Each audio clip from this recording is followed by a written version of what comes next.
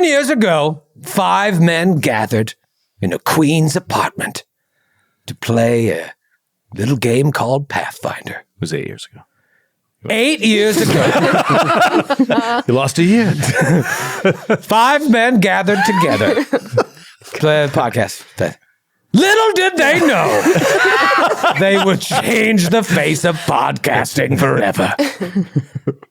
In May of 2022, we finished that adventure path, the Giant Slayer adventure path, after 7 years. That's why I was thinking 7. 7 years. It was a 7-year campaign. 326 plus episodes, because a lot of those were two-parters, and a worldwide pandemic.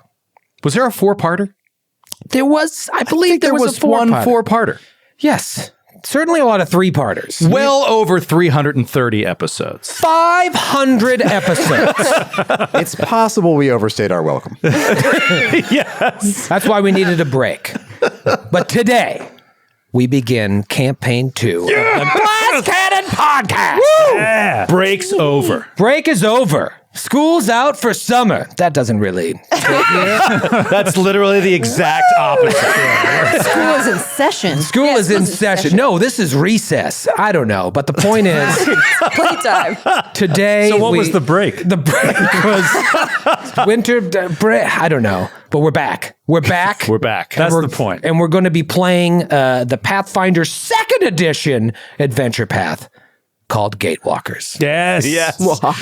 This has been looming for a while. Been thinking about this for a while. You said today, not many people build characters and sit on them for 6 months. Well, you know what? I'm sure some people do, but not too many people constantly talk about them for 6 months and have a full party and constantly try to figure out what's going to happen first and constantly try to figure out how their character's going to fit in for 6 months. And not know anything about anyone else's character in the group. Secrets throughout all of it, because we don't know anything still. Right. I know something. I know things. We know some things. We know some things. We know some things. Right. But I don't know what voice, Matthew. I don't know what accent from another continent Matthew's going to do. I don't think Matthew knows what accent. Yeah. Matthew has narrowed it. Like it's like when I order something at a restaurant. I narrow it down to a few options and I just see what happens. You know, sometimes you don't really figure out these characters until 5-10 episodes in. So don't worry if today's voice is different from episode 20. Who cares? And it will be. And it will be. But yeah, you guys know a lot more about your characters than we did when we first played. Because when we first played Giant Slayer episode 1, I don't think you had ever really talked. Certainly not in depth. It was a discovery as we were going through. It was back at a time where we didn't have session zeros. Like that didn't exist in our culture of It gaming. didn't exist in the world. No one had ever done it We before. invented it. We invented proudly. it. And named it. Yeah. Yeah, that was us. Now people everywhere do it. And they don't realize they should be attributing it to us. That's right. In fact, we should get our lawyers on that. We're going to need you to cease and desist with your use of the term session zero at home.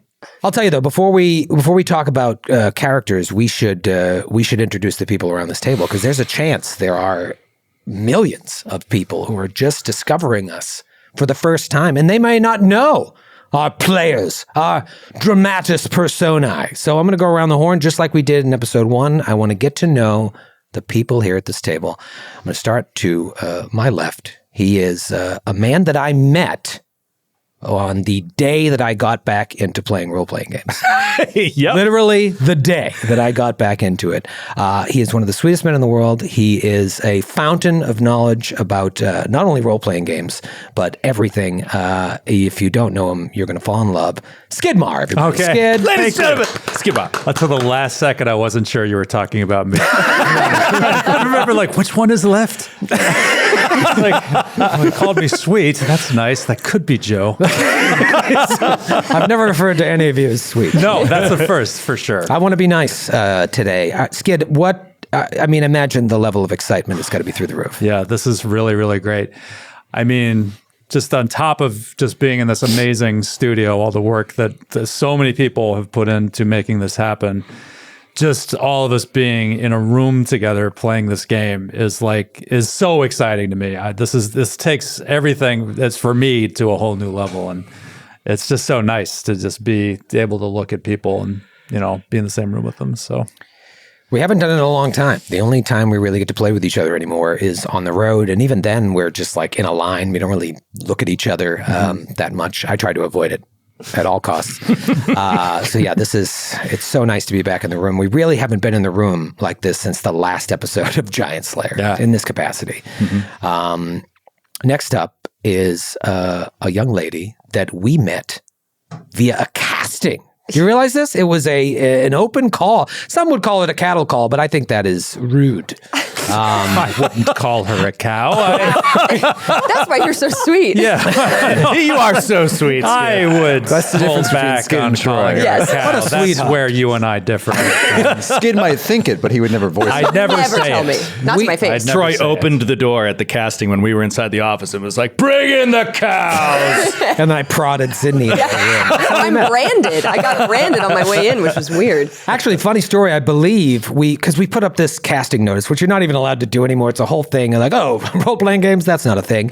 And we had 1 million people respond. And my thing was like, got to make sure you play role-playing games. And of course, 95% of them never played a role-playing game in their life. And you just had this resume a mile long. You were in the gaming community, and you didn't show up to the audition. Wait, really? Joe, what's the story? No, that is an incorrect It's interpretation. slightly correct. It's okay. So basically, what happened was she didn't reply to the appointment. So like we assumed she was not coming to the audition. And I was like, damn, that's disappointing because Sydney seemed perfect. She had extensive RPG experience because she is a geek. And I was like, this is exactly who we need. And then no response to the time. I was, hey, how's one work, Sydney? No response for a week or whatever. So then I walked out at one point into the waiting room to grab somebody else. And there's Sydney sitting there on the couch. And I was like, Sydney Emanuel? There was a miscommunication. It was through this casting site that we used. And for some reason, the messaging in the site, it was like lines crossed. Like I didn't get the thing. I couldn't respond to it. You didn't get my message. So I was like, well, I guess I'll just show up. And if they're there, they're there. And if they like canceled it or something, then I'll just go home, I guess.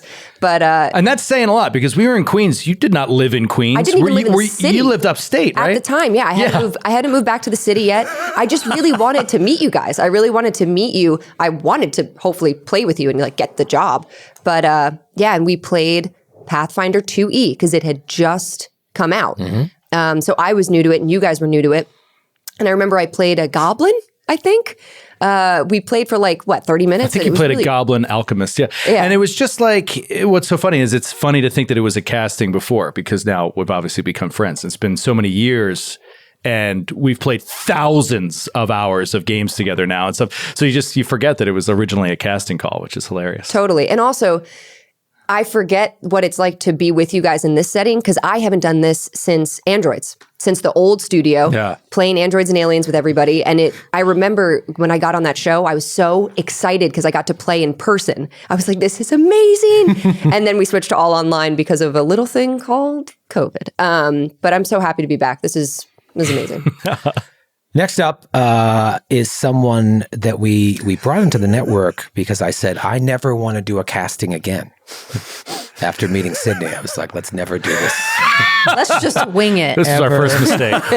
Ever again. And so I was like, how the hell do you find people that play games and that know our content and they're not going to be a complete weirdo, a social weirdo. And We only have 2 of those, not 3. I took to the social media, as the children call it, and I was like, let me just look through people that follow us, people that comment on our photos and see if I can find anyone that looks interesting. And I stumbled upon Kate Stammis. I had purple hair then. You did? Yes. Blue hair. You stood out in all of You that. stood out. It's like wearing a bow to a dance Look at audition. me. It was entirely superficial, is what you're saying. Yeah. Yes. Let's choose her. Funny thing, when I would listen to Giant Slayer, I remember wanting to play games like this again and trying to set up. We played Starfinder with friends and stuff, but I was just like, it wasn't scratching the itch. And I was like, I don't want to play with my friends.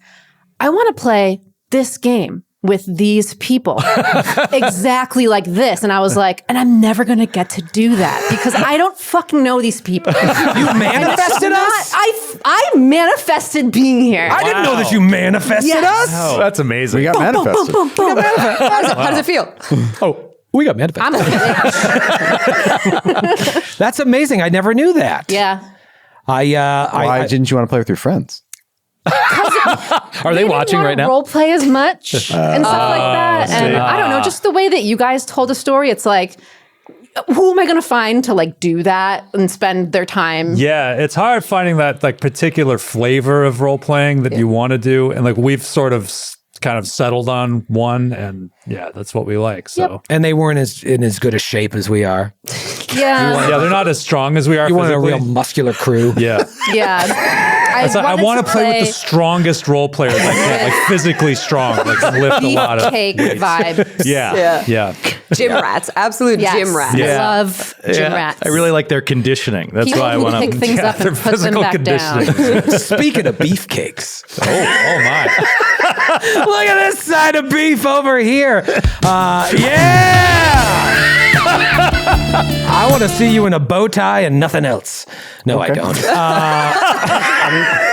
Next hotel room we should. You'll have your chance. Bring the bow tie. I'll bring the nothing else. This is Matthew Capitacasa. Matthew, when we started Giant Slayer, and I've said this before on other shows, I think. I don't know. I say a lot of things. We had played together either once or 0 times. Twice. Twice was I was going to say that next. Played together twice, hung out maybe one other time. I think I had hung out with your wife more than you, just going to Joe's Super Bowl parties and other I met you at a Super Bowl party. gatherings. Yes. And I think the first Super Bowl party we actually were like the Giants won. Did we high five? I think we were across the room from each other, but we were like 2 of the only Giants fans in the room. I wouldn't be surprised if we hugged. I wouldn't be surprised. And it was the last time that It was the last time. That would ever happen. 9.5 years ago. And now look at you. You were, one of the reasons when we were talking to Joe, I was talking to Skip, I was like, who the hell else can we bring in to this? And I was like, I really like that Matthew guy. I hadn't got to know you yet. And I was like, you can't. I mean, in retrospect, it was a huge mistake that I can't rectify at this point, but that was my feeling at the time.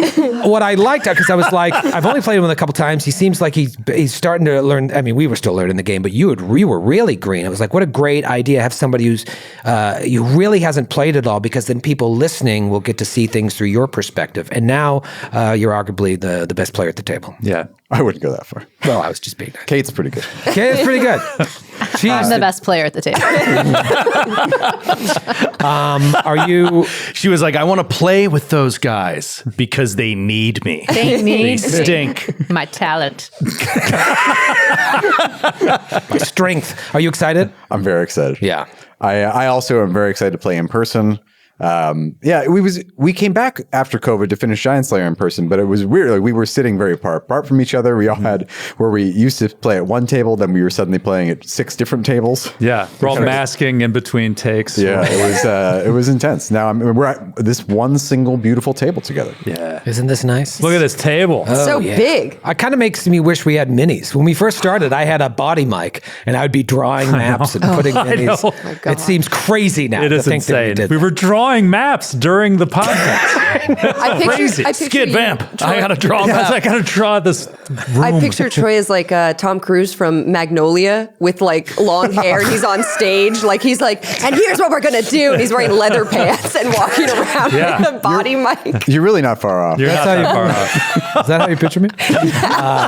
Magnolia. That was one of those VHSs that had 2 VHSs. That was a double VHS. That was a double VHS. Whoa, I didn't know yeah. that. Yes, I know just from my Blockbuster days. Every movie that was a double VHS. Name 2 more, Joe. Titanic. Titanic. Titanic. The Sound of Music. Sound of He Music. asked Joe. Thank you, Matthew. He's The Sound of not Music. going around the table. Actually, I don't know if it was Sound of Music. Ben-Hur. Godfather, I feel. Godfather. Lawrence of Arabia. Lawrence of Arabia. Well, speaking of sultans, I would like to introduce you to a man. He was the best man at my wedding, and now we are barely friends. We barely see. We only work together. We're That's not all very we do. close anymore. But at the Speaking of time, insultants. at the time we were very close. I'm the meanest to him out of everybody. It's because I love him so much, Yeah. and I He knows I could take It's it. fun though to do it to him. Yeah, it is. Something about his dumb face. There's something about him. Just look at him. You just have to like. Hey, don't jump on. Like, come on. Thought we brought in somebody to defend me. Joe O'Brien, everybody. Joe Yeah, O'Brien. all right. Joey O, talk to me, buddy. This is big.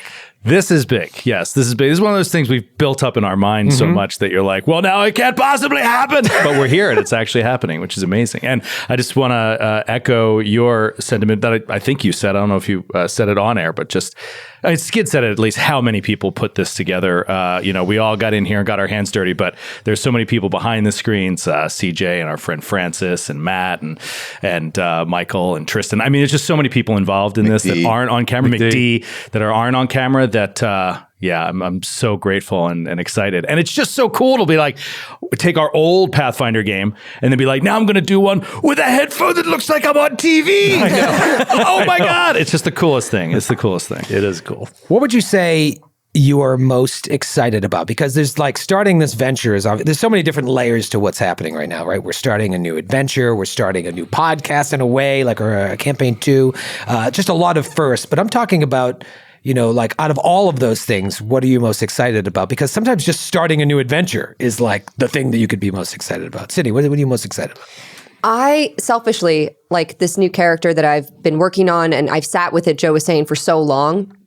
I just want to like discover who she is. I just want to figure it out as the game goes on and like see what her decision making is and like go with the improv and go with the role play. I was joking on stream a few nights ago that like it's like you name your baby. You have a baby and you pick the name and then you tell your closest friends and then they all have their own individual reactions to the name of your child. And they're all supportive, but some of them are like, Oh, Matthew. Is that a family name? Yeah, right. Is that Very religious, are you? Interesting. So I'm curious about like your reactions as players and as the GM, how you feel. But I'm also, when people listen to this, I'm curious how everybody else perceives my character. I'm excited for that. Well, it's interesting because my follow-up was going to be, what are you most nervous about? And it sounds like it's the same thing. Being judged by your friends. Yep. Matthew, thing you're most excited about? Skid's character. Yeah. Yes. Yeah, I think you know a little bit. Obviously, we did the character creation. I know Ancestry. I think I only know Ancestry, but it doesn't matter. Whatever it was, I would be excited for it. Yeah, good answer. Most nervous about? Skid's character.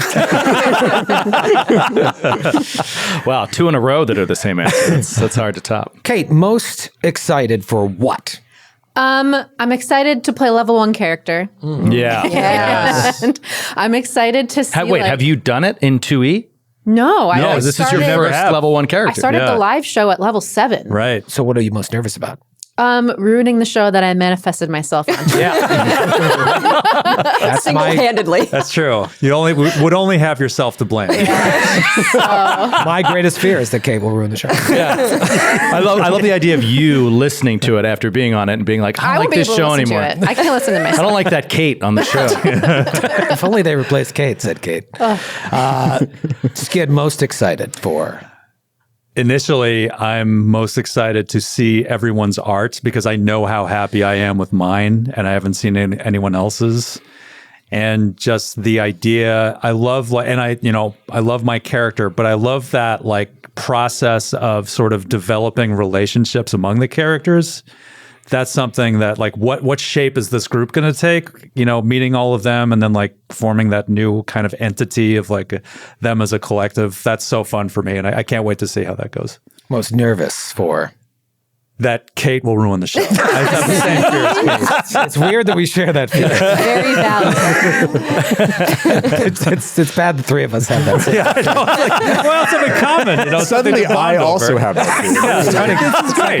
We're all coming together as a This unit. is my plan. I lower your expectations. Yeah. Yeah. So now our new bar is, well, she didn't ruin the show. Ruin So the let's show. keep her. Ruin's a strong word. Speaking of ruined, thing you're most excited about, Joe? I think after all the work we put in on this studio, I'm most excited about the video aspect of this particular show that's going to look a lot different than anything we've done before and is going to actually capture us doing our podcasts for the first time in a way that it actually felt like when we did our podcast. When we did A&A live in studio for a few weeks, that wasn't really the way that we did our podcast. And this arrangement where we're sitting around a table together, I want people to be in on that and to see that. So that's what I'm most excited about. And what would you be most nervous about? Dice rolling. rolling dice. I think you'll be over it by now. I love my character, and I'm worried about my character not living up to my character. Like doing that a disservice. That I built up in my head. And dice rolling is a part of that. Because you're just like, this guy really stinks, you know, I guess. Do you have a voice ready for him? Have you been practicing a voice? No, not really. See what happens. Yeah, I'm going to try to keep it simple. I bet he will sound like this. Oh my God. That's him, right? Whoa. How did you know that? I could feel it. That's your like. I was going for Troy NPC. That's my voice. I think you'll quickly see that all mine sound very similar. Every now and then in a game that I get to GM, I do a voice. I'm like, I'm just doing Troy doing it. Troy NPC. It's a classic voice. What are you most excited about? I am most excited to start. There's been just a lot of build up to this, and I've been sitting with the adventure for a long time, but it's a lot different between like sitting with an adventure and starting the actual prep and then beginning, because there's no safety net. Once you start this, that's episode 1 and that's episode 2. So I'm excited about that. And it's the same thing that I have fears about, but it's a healthy fear now. It's like, I'm letting it go. At a certain point, you've got to, hold on tightly, let go lightly. And I'm ready to let go and get this out into the world. Yeah, I would imagine you have there's just so much more in your mind on this because of how much you know of the actual story. We know nothing, like nothing. And so it's really interesting. You must be just eager to get our characters in there and see what they do. Yeah, and I know it sounds crazy to a lot of people, but when we started, I hadn't read the entire Giant Slayer Adventure Path from start to finish because I don't like preparing that way. I kind of like to prepare along the way. I had an idea of what each book would be, but I just wanted to focus on one thing at a time. And I mean, there were sessions we'd sit down and I'd be like, shit, I have not read this part that they stumbled into. Because it was very sandboxy to begin with. Whereas this, I've read every single book multiple times now, and I feel like I understand it. But like, I'm just excited to see, I've got what the Paizo writers have created, but I'm excited to see what we create together. Yeah. And most nervous about. That was what I was most nervous about. Oh, the fear. You already asked that question. Yeah, I did. I said, what are you most excited about? Yeah, but then you asked me what I was most. I'm most nervous about Joe not listening. Now that I'm more nervous about that than I am Kate. Yeah. I said the words, what are you most nervous about twice? Mm-hmm. Okay, now I'm nervous about my mental capacity to finish the first episode of my declining mental state. We asked Joe about episode 1. He's like, we recorded episode 1. We recorded an episode? The whole thing? I would recommend we don't start with episode 2. Shouldn't these characters meet each other first before we go That might be artistically interesting, but we should start with number 1, guys. I think we should start with number 1. I think we should start this adventure and meet these characters. Yes. And we're going to do so right after this break. Stick around. We will be right back with the beginning of Gatewalkers. 15, 13, 12, 11, 10. We are go for main engine start. 8, 7, 6. We have main engine start.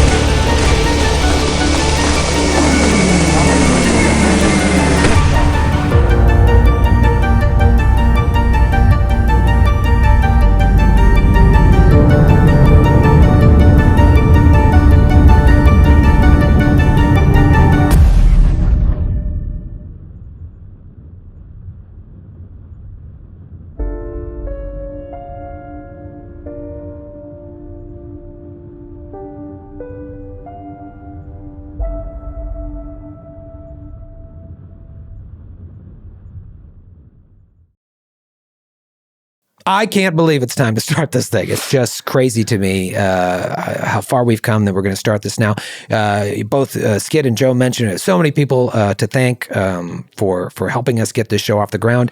And I want to thank 3 other groups, I guess you could call them, that we haven't mentioned yet. Our sponsors for the new Glass Cannon podcast. Hello. Campaign 2. First of all, Demiplane. If you are not using the Pathfinder Nexus, you are out of your mind.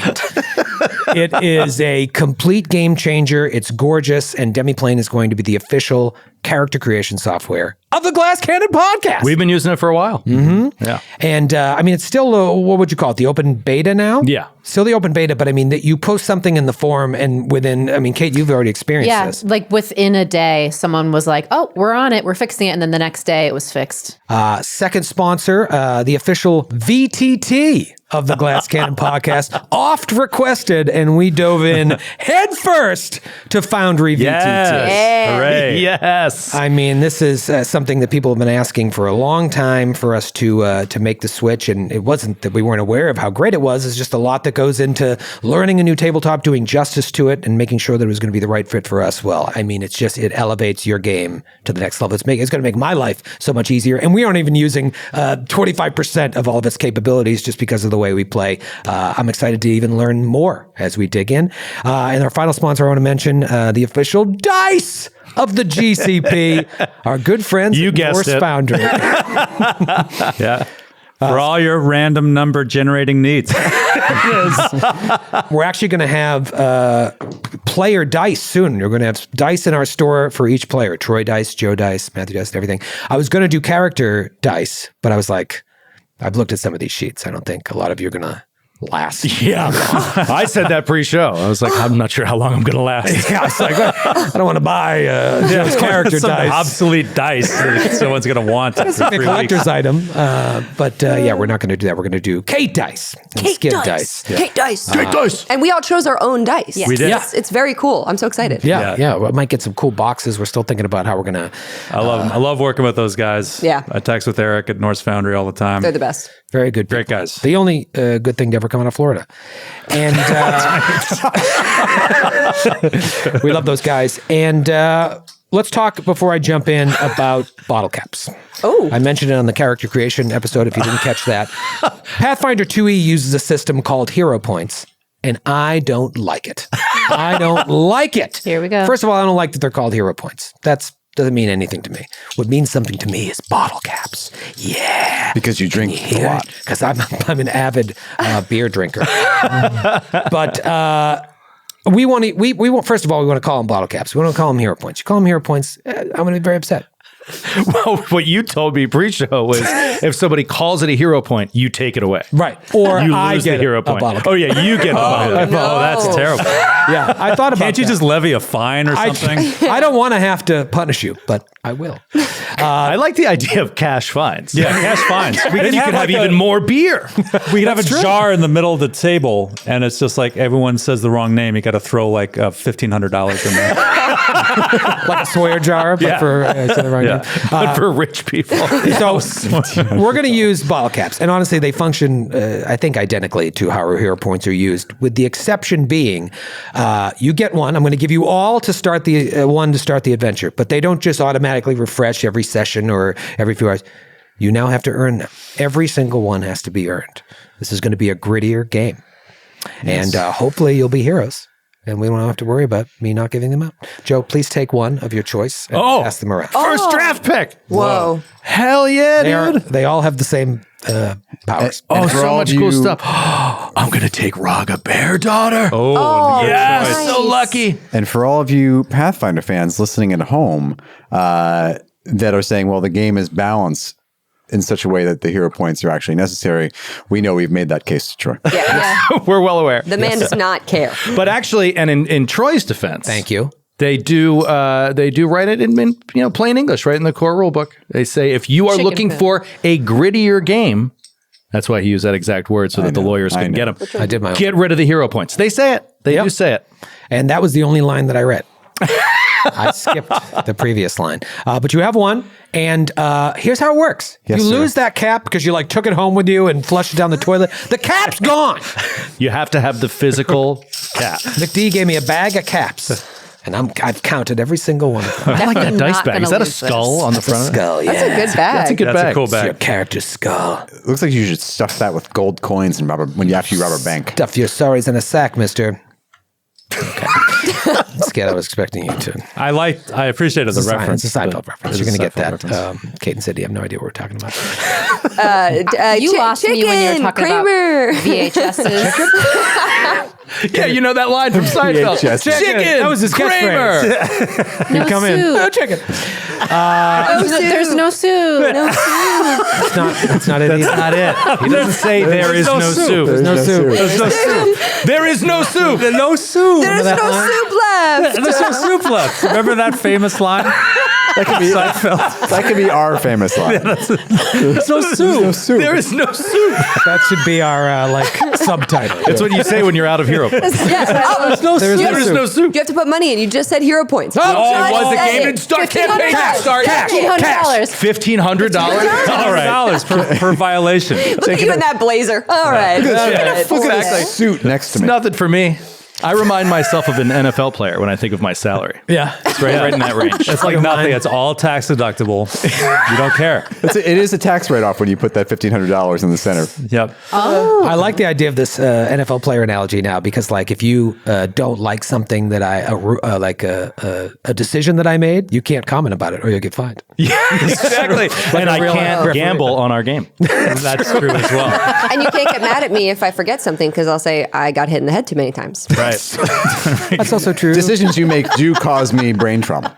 Yeah. This is the episode, by the way. This is going to be the whole episode. We're just so excited to be back in the room together. Let's go. So we are, we have to try and contain our excitement because I mean, we've got a lot of story. And I have one follow up on the bottle caps. They work like hero points in the book with no changes, correct? All right, what are you trying to gain? You me had on tossed here? around maybe some sort of change, but there is no changes. They work like they do in the book mechanically. Yes. The only thing I would consider changing is not having to use all of them to stabilize when you have the. You only have to use one because they're so hard to earn. Well, you're never going to have more than one. I don't think you have to worry about that too much. But you can't have more than 3 at a time. So it's going to encourage you to spend. Again, I don't think you have to worry about that. But sometimes Matthew will do a couple cool things in an ep, and I just can't help but give him. You mean cast spells from his spell list that Yes. you think are cool spells?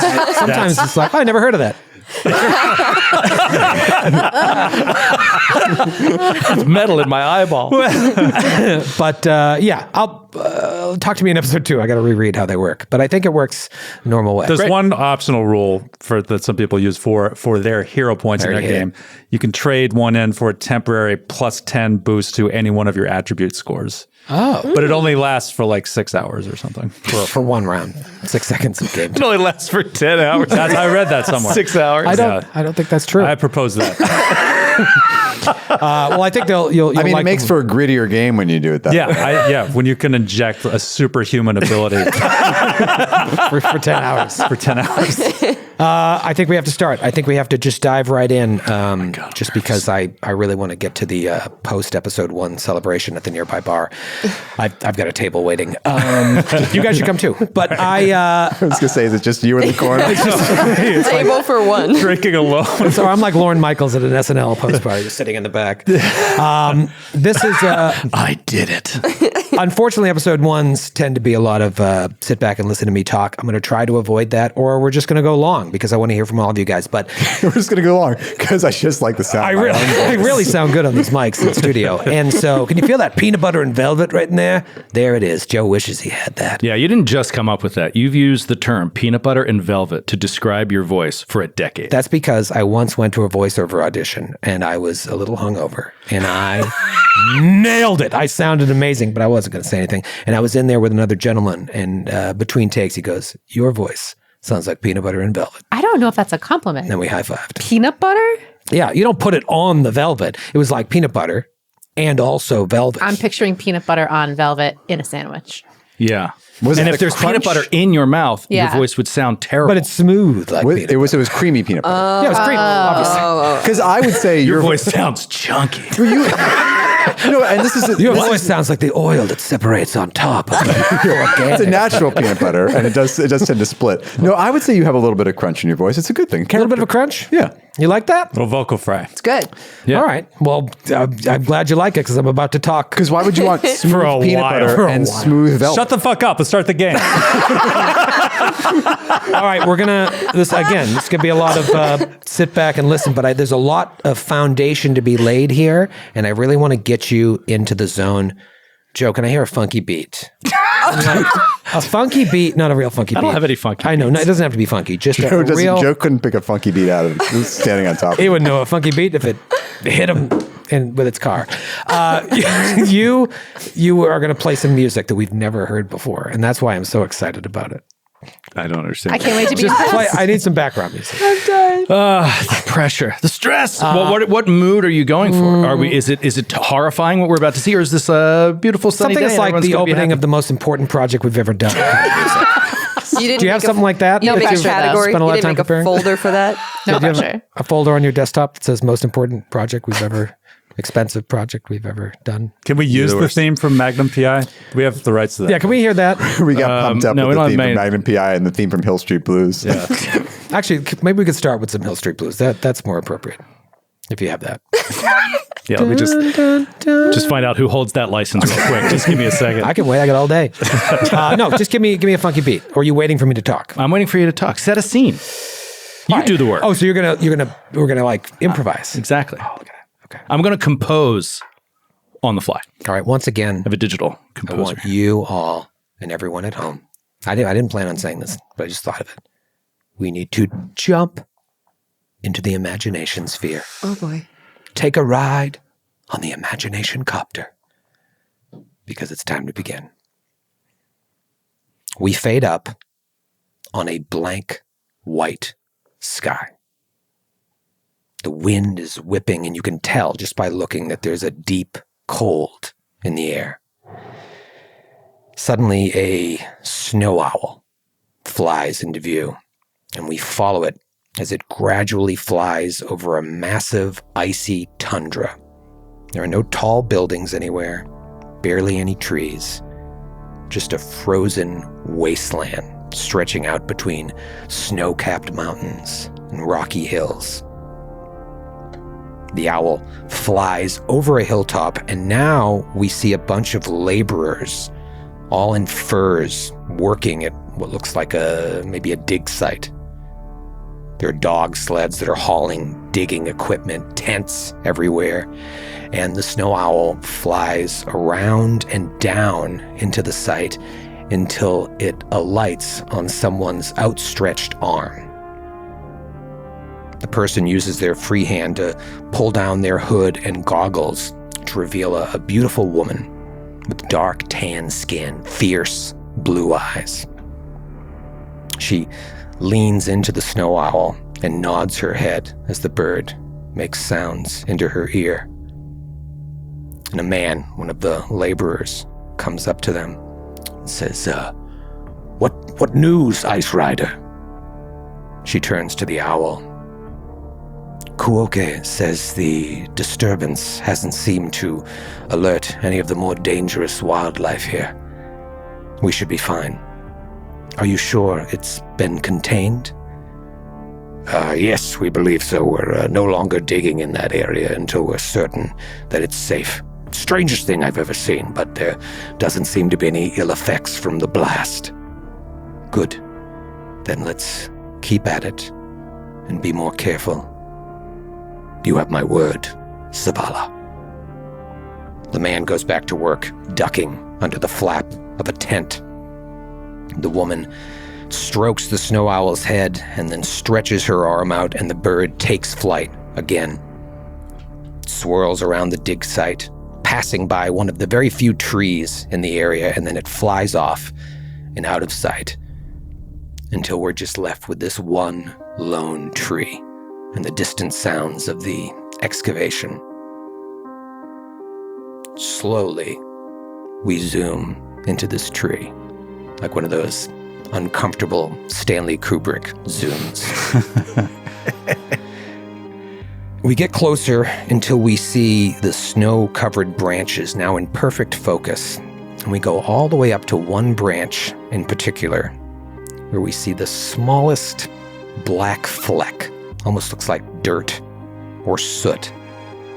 And this little black flake just sits in the snow that's hanging on this branch. Suddenly a wind picks up, and the flake lifts up a little bit and flutters in the breeze before detaching and flying out of sight.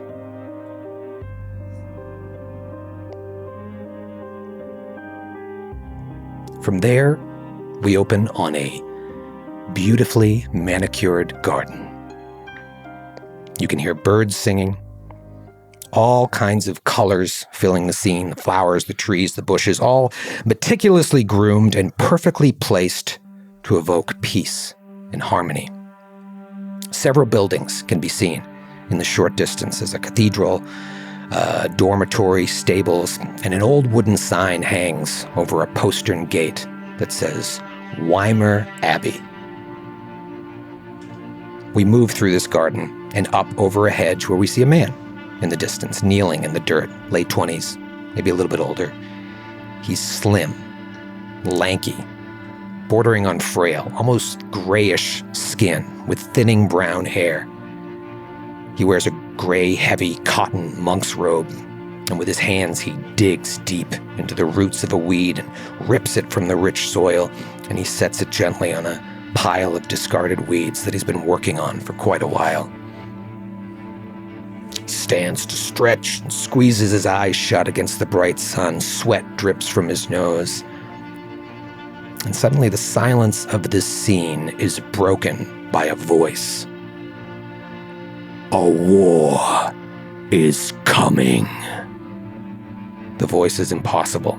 It comes from the sky, it comes from the ground, it comes from everywhere all at once. It's deep and mythic, much deeper than my voice. A lot more peanut butter. A lot more peanut butter in Could you picture even more velvet? This would be a crunchy peanut butter voice that I just don't have. This is a voice from beyond. The man's eyes dart open and he looks around. Is he imagining this? The voice speaks again. Brother Ramius of Latria, a war is coming, and you must choose a side. Looking to the heavens, the young man drops to his knees. Clearly, this is some god sent to test him. The monk speaks to the clouds and the trees around him. I will not choose. For war itself is the enemy. The Keeper wields a weapon that will defeat all wars. Enlightenment. There's silence once again. And again, the voice booms. A war is coming. The voice is so powerful, so assured of its message that a shudder runs through Brother Ramius. He feels a deep fear, a terrible truth. Something is coming.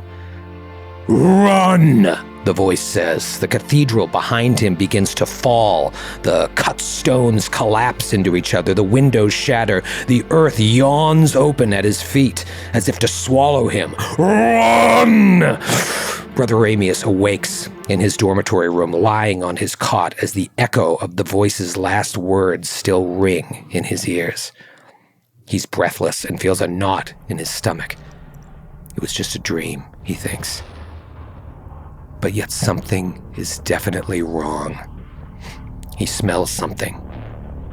Smoke. He leaps from his bed and looks out the window. We see firelight reflected in his face, and he shouts in alarm. Fire! The brothers that share his room snap awake and stumble from their cots, yelling, Keeper, save us! All three look out the window to see the cathedral at the center of the abbey, covered in flames. Ramius runs to the door of their room and swings it open. Fire! He yells to awaken the others, and in a heartbeat, smoke is pouring into his room.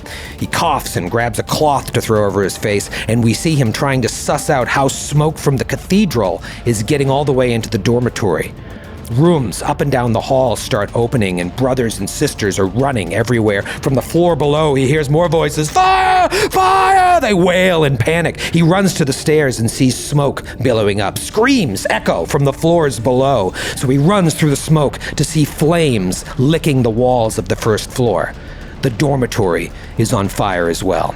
He keeps going through the hall toward the front door, and his eyes begin to burn. He has trouble breathing. He's coughing and choking as he reaches the front door, and dozens of other brothers and sisters are pressing in behind him. He goes to open the door, and it doesn't budge. A dozen more brothers and sisters press him against the door. It's blocked! It's barred! Go back! Go back! You hear sounds of wood beginning to splinter and crack, and now he can barely see. He has to close his eyes from the stinging smoke, and he can feel dozens of monks shouting and panicking and pushing as he's pinned up against the door. Go back! Go back! Others are saying, go back! Go back! And the pressure has eased as they begin to push backward into the inferno. He starts to move with the rush to find another way out, but then realization sets in. He talks softly to himself. We are under attack. They are killing us. Tears pour down his face, and he runs. And as he runs, he prays. He can't see, but he hears his family screaming all around him, dying. He breaks free of a mass of people and finds the stairs again. He starts yelling to the others, but breaks down in a fit of coughing. Up! We have to go up! The smoke is so thick at the ceiling that he can't breathe. He can't see. He puts one hand on a step, then another. Someone steps on his hand, and as they scramble up the steps, he closes his eyes for a moment. Just a moment. A beam cracks, and he hears the voice from the dream again, lingering in his head. Run! The fire is worse, but he feels a renewed energy now. He crawls up the steps and sees, to his horror, that the flames have fully reached the second floor. He crawls into the hall and sees a priestess, Sister Kona, slumped against the wall. She's unconscious. He rouses her and her eyes open slightly. Sister, we have to get out. We have to get out. He just keeps yelling at her and she doesn't seem to understand. Her eyes close again. She is succumbing to the smoke. He grabs her hands and stands up into the smoke. He holds her breath and tries to pull her up. He pulls, but he's too weak. Thin and frail, he struggles to pull her dead weight. He can't do it without oxygen, so he breathes in, and he breathes in a mouthful of smoke, then collapses to the floor in a coughing fit.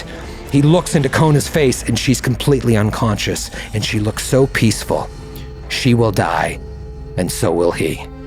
Run! He tries to pull her from his knees, but they go nowhere. Flames suddenly appear on the wall beside him, and his night robe catches fire. He feels the stabbing pain and the sudden heat and begins to panic. He slaps at the fire on his clothes, rolls to the ground. Pain screams through his hip and his side as flames are biting into his skin. He hears screams from everywhere. Now, the smell of the smoke is overpowered by the smell of burning hair and flesh. And if you've ever smelt burning hair, it is a horrible, horrible smell. Let's add burning flesh to that as well. It's his hair, though. It's his flesh from above, from below, screaming from all sides as the entire abbey burns alive. He rushes to Brother Sati's room because he knows that Sati of Jalmaray has the largest window. His clothes are still on fire and he thinks of poor Sister Kona. He left her behind. He turns to go get her, but no. Open the window first, then go back and get her. From the floor, he keeps his head low and eyes closed. He tries to unlatch the window and swing it open. Fire crackles the skin of his now exposed back. The window latch is jammed. He opens his eyes enough to find a small wooden chair. Air. He just needs air. Just as he gets a grip on the chair to lift it in the air to shatter the window, the floor gives way and the room collapses. Fire comes from above. Fire comes from below. As he falls, the phrase from the voice from beyond echoes through his head. A war is coming, and darkness takes Brother Ramius of Latria.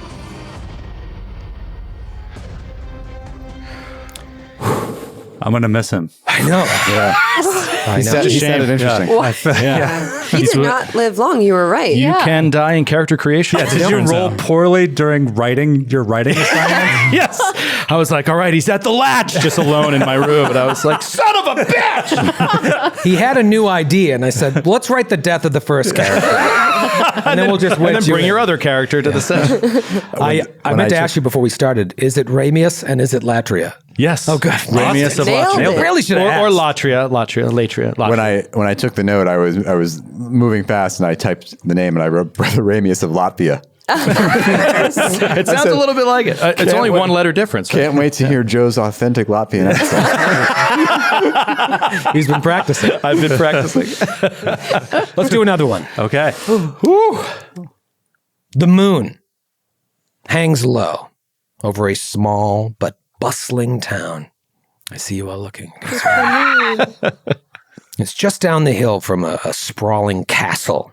Revelers out for a night of merriment stumble drunkenly down the jagged alleyways. A celebratory dance has broken out around a fire pit in one of the squares, and the taverns and eateries are all abuzz with activity after the town's annual midsummer festival.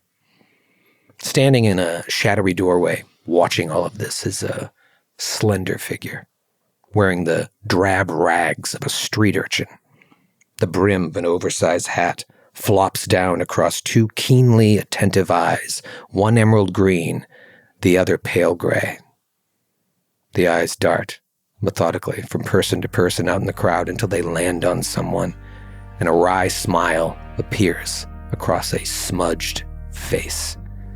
The figure darts into the crowd and slides up next to a tall, handsome young man who at this moment looks uncomfortable and extremely nervous.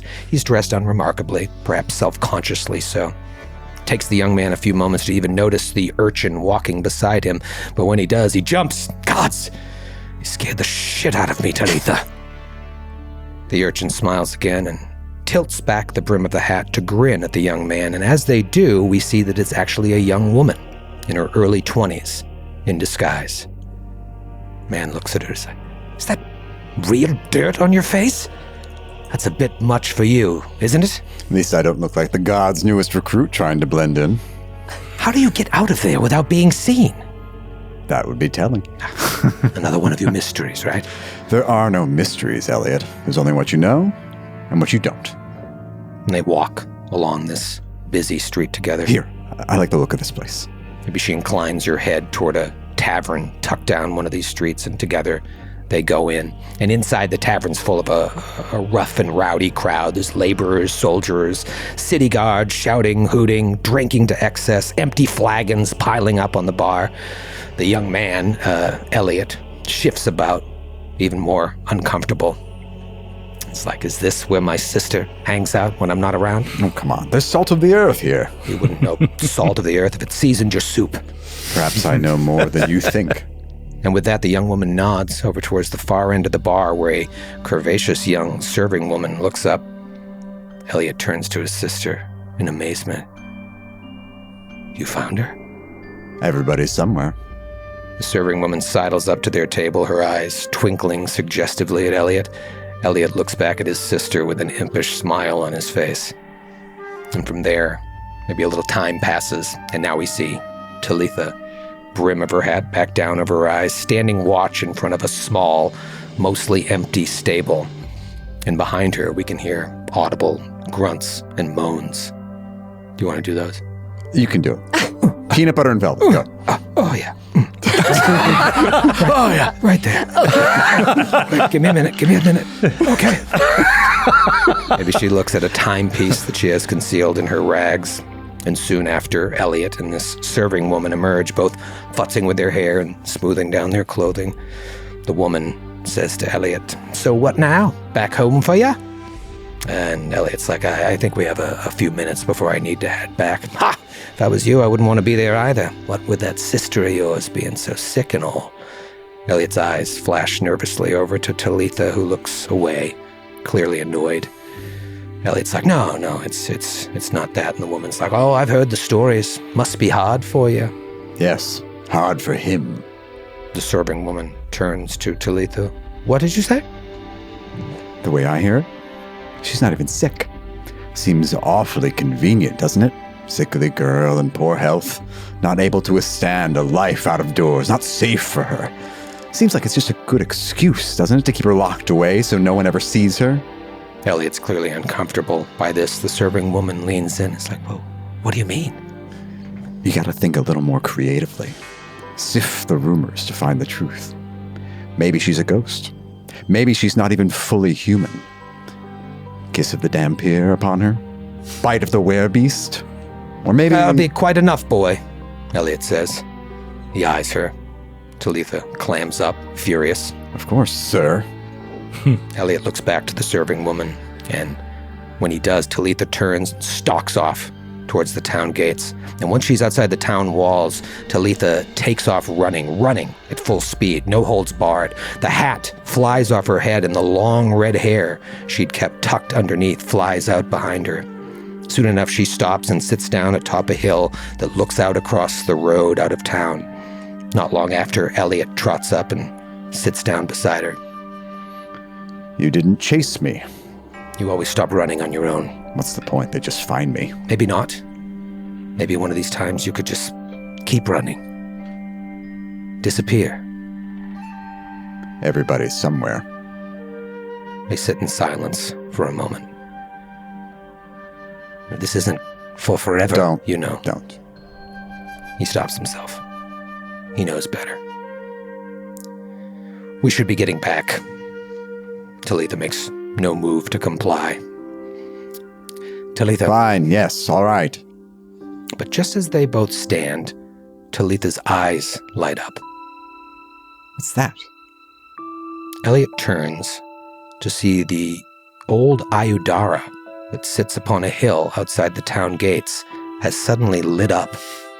For as long as anyone could remember, it was just a relic from a time gone by, a simple archway to nowhere. But now as they look, it crackles with energy and light. Talitha stares into it, transfixed. Is that... Look, it's... What? Oh. Together they stare into the gate, but we don't see what they see. Is it real? I don't know. It can't be. Can it? We should get back. They'll notice us missing. Elliot, even if he hears, just starts walking toward the Ayudara. Elliot, wait. She rushes after him. Elliot stands just before the gate, staring in wonder at what he sees on the other side. Elliot! She reaches out to grab his shirt sleeve, but it's too late as Elliot steps through the gate. Elliot, wait! She hesitates. She can't let her brother go alone. Summoning her courage, she launches herself through the shimmering light as well and disappears. But we didn't see what they saw. Didn't see what they saw. What was that? Oh. Was it serious face or was him it like, seeing- oh, awesome? It was him seeing something. Perhaps what she saw, perhaps something different. Did it make them happy? Was it like piles of money? Or did it make them scared? Capitalist pig. It's the only thing I could imagine that you would see that would make you happy. Yeah, was like, money. look at all that money. It was the shower scene from Porky's. The only That would two be my things. gate moment. Yeah. Just a scene that you could just like buy the movie. But you're like, Yeah, it's the no, I must be there. scene from the movie. That's all he wanted in the world was to see the shower scene. Just watch this on YouTube. I'm exhausted. Let's do another one. Okay. We now see an elder goblin sitting cross-legged, his face illuminated by firelight. He's covered in jagged scars and missing an arm. Hearken, children, listen. Prick up your ears to the story of the stolen. In the springtime years of our people, we were free. We jumped and tumbled between the trees, between the leaves. The Tootalls came across the great water and did what the Tootalls do. They burned, they stole, they slew. One day, their hard eyes saw the little village in the shade of the Mawaslay tree. They wanted what they saw. They trampled in with their cursed horse beasts. They crushed and burned and broke, till the grown ones all were dead or fled. Then they stole the children. Bound in sacks they came to the household where I served. The mistress of the house found our long, lovely ears distasteful, and so she had them cut, clipped like sparrow wings, and thrown to barking dogs. As I watched the butcher's work, I thought I saw something. A trick of the light? A dream? Perhaps. Something behind the eyes of the little one the mistress would come to call Buggles. I would not breathe a word of it until I was sure. The child was quick to learn the tongue of the two talls. The mistress prized peace above all else, so he learned too to swallow his fear, his pain, his precious little joy. Seldom seen and rarely heard. The mistress thought he was a good boy and could be heard to say so. "There is none so sweet as my perfect Buggles," she would say. But no child is perfect. Perhaps he spilled some wine, perhaps he coughed or sneezed. Whatever his crime, she punished him severely. I could only stand outside and listen as she cursed and beat him again and again. Suddenly, I heard a strange low voice, the shriek of pain and a pop. Slowly, I opened the door to look. The child was trembling in the corner. All that was left of the mistress was blood and shredded skin. I did not see it, but he told me how it felt. An unstoppable wave of emotion crashing through the walls he had built so carefully around his heart. It crested and smashed until all about was fire.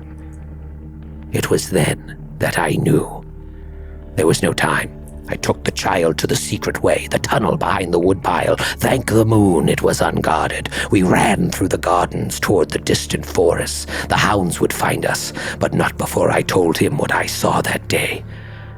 Our star-tellers foretold a champion torn from his family and raised among the wicked.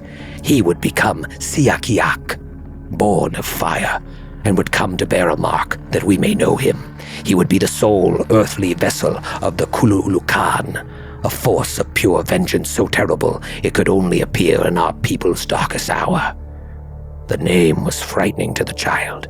He asked what it meant, and I told him. That name means death. But the champion would have to leave the people. He must journey from the lands of dawn to the lands of dusk and between the very stars. He must gather wisdom, power, and allies that he might return one day at the head of an army with the Ku'ulukan burning within him. I spirited him deep into the forest to find a place where that journey might begin. We happened upon the grove, where stood the standing stones, a sacred place from a time before the people had words to name such things. They say the elves knew the way to make the stones come alive, but long had they stood cold, and we were no elves. But something happened that night. As we stood there, the archway thrummed low like the beat of a drum, and the gate was filled with light. "Go now," I said. "Do not look back." But the child did not hear me. He was transfixed at what he saw and stepped through of his own accord into the light, and he was gone. It was a very brave thing to do, I thought. The stones went dark. The hunters found me. They made me pay in blood and flesh. He gestures with the stump of his missing arm. But I would not tell them what became of the child, only that they would never find him.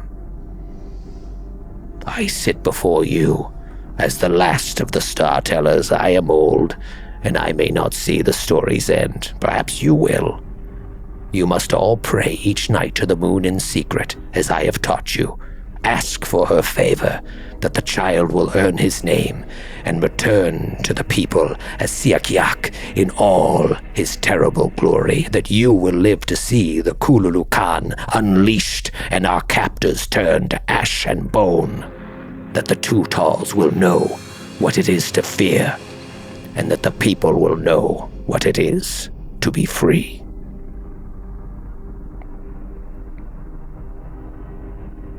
Let me fade out of that scene.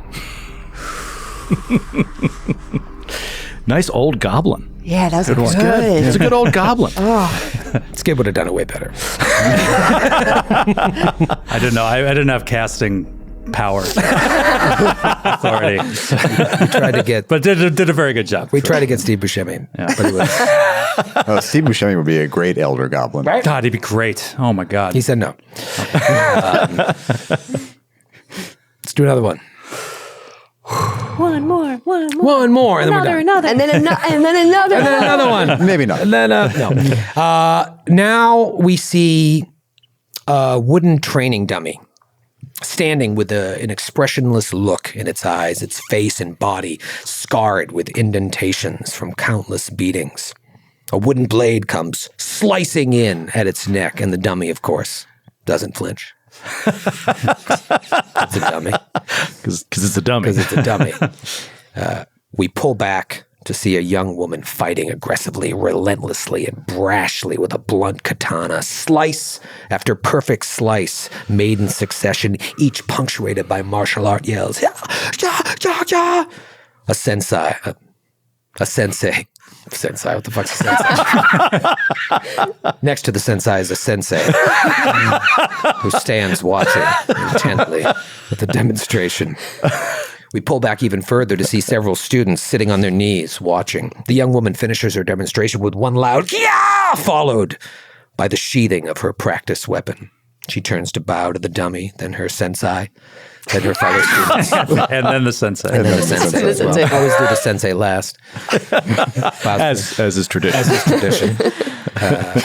She bows to her fellow students, and when she does, her eyes linger on one student in particular, another young woman with somewhat elfish features, and perhaps the markings of a tattoo peeking up from under her gi. The katana-wielding student goes to the sensei, bows again. The sensei returns the bow and then goes to hand her a belt. The student unties her old belt, and the sensei helps her tie on the new one. It's a very solemn ceremony. But now we see the elfish student watching this all go down, sort of transfixed by the motion of the tying of the bow. Daydreaming, perhaps, for just a moment, until the teacher snaps her out of it by calling her name. Zephyr! Zephyr, then, gets up to take her turn. As the first student passes her by, she very subtly shoulder checks Zephyr, who then stumbles on her way to the mat, and maybe a couple of the students giggle as she does. Oh, man. Zephyr finishes her bows. Sensei. Sensei? There's three of them there? There's so many teachers. And then she begins her demonstration. And she starts with a series of kicks and punches at the dummies. Even though she's tall and muscular, she's quick. Her limbs fly out effortlessly, not unlike that word, as she attacks the dummy. It's like a perfect mix of power and precision. The demonstration continues, and soon she backs up like she's coming up for the big finale. She turns to execute a big spinning roundhouse kick at the dummy's head, but she spins too quickly and overshoots it by just a hair. She kicks right over the dummy's head, and her momentum throws her down to the ground hard. The student that pushed her starts laughing. Several other students join in. If Zephyr didn't know better, she'd think the sensei was maybe smiling as well. Zephyr stands up, walks to the far side of the room where a bow hangs on the wall. She pulls it off the wall, knocks 2 arrows in succession, and fires them across the room. They both land one by one in the dummy's head. The laughter stops. Zephyr throws the bow to the ground, walks over to where a backpack sits, grabs it, and walks out the door. That's awesome. Wow, you should have killed the one that hip checked or elbow checked you. You should have murdered a child. Yes. That's right. That's what a real hero That would have been more heroic. That's what I was going to say. Fires 2 shots, cut to the sensei with 2 arrows. You fade out on a room full of screaming children. Dojo will never survive without a sensei. It's the final test. Can you kill the sensei? That's right. The final exam. I think that's everybody. All right. All right. Well, Sounds let's like a jump good- in. Where's the tavern? Yeah, Adventure. and that's all. That's all of us. It's meat in it. What nation is the tavern in? I guess I'll go. minutes. Oh, I'll see myself out. I misjudged that I was on the show. I completely forgot that we hadn't done Sid yet. We got to cut you for time. We got bumped. We're wrapping it up. Okay. See if I Did can you not manifest us this morning? Oh, shit. You gotta manifest that every morning, or else you'll be kicked off the show. I forgot this morning. God. The one day I don't manifest. My morning aphorisms in the mirror. You are good. They will let you be on the podcast. Okay. And then I go to work. You will get a backstory. Yeah, your character voice rules. All right, we'll do yours. This is the one I'm second most excited for. Outside of your own. I feel you, Skid. You have no idea what you're in for. Because we're going to open this one with screaming. Oh. Matthew.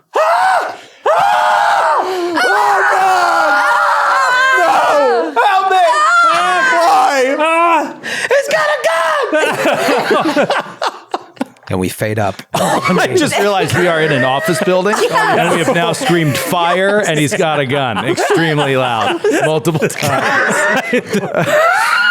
Good thing we soundproof the walls. Yeah, we're definitely going to terminate our lease for sure. I just hope the cops don't come until after we finish.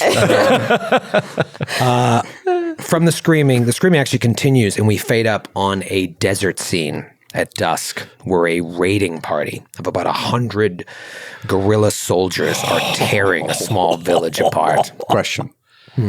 Gorilla with an O or gorilla with a UE? UE. Okay. Yes, they're not 100 apes. You don't know. You never know. Just throwing their shit into the fire. Honestly, that is a good clarification. In this It is. world, I was picturing gorillas and was like, all right. 100 guerrilla soldiers. And honestly, soldier is a strong word. These are like teenagers with improvised weapons. And they are of all different ancestries. We see them burning huts, slicing men through the chest, throwing women and children to the ground. Groups of them are maybe emptying out storehouses, loading up carts with all the food and supplies of the village. And amidst all of this, we see a young catfolk woman. Stealthily. yes! It's like maybe you see her silhouette at first, and then we come in and we realize this is a catfolk woman. I think we knew from the silhouette. No, it looked like, that's a human woman. With no, a tail. It's an anthropomorphic cat. And she is stealthily climbing one of the sides of the huts, which hasn't been torched yet. And she gets to the top, and she silently unsheaths 2 commas.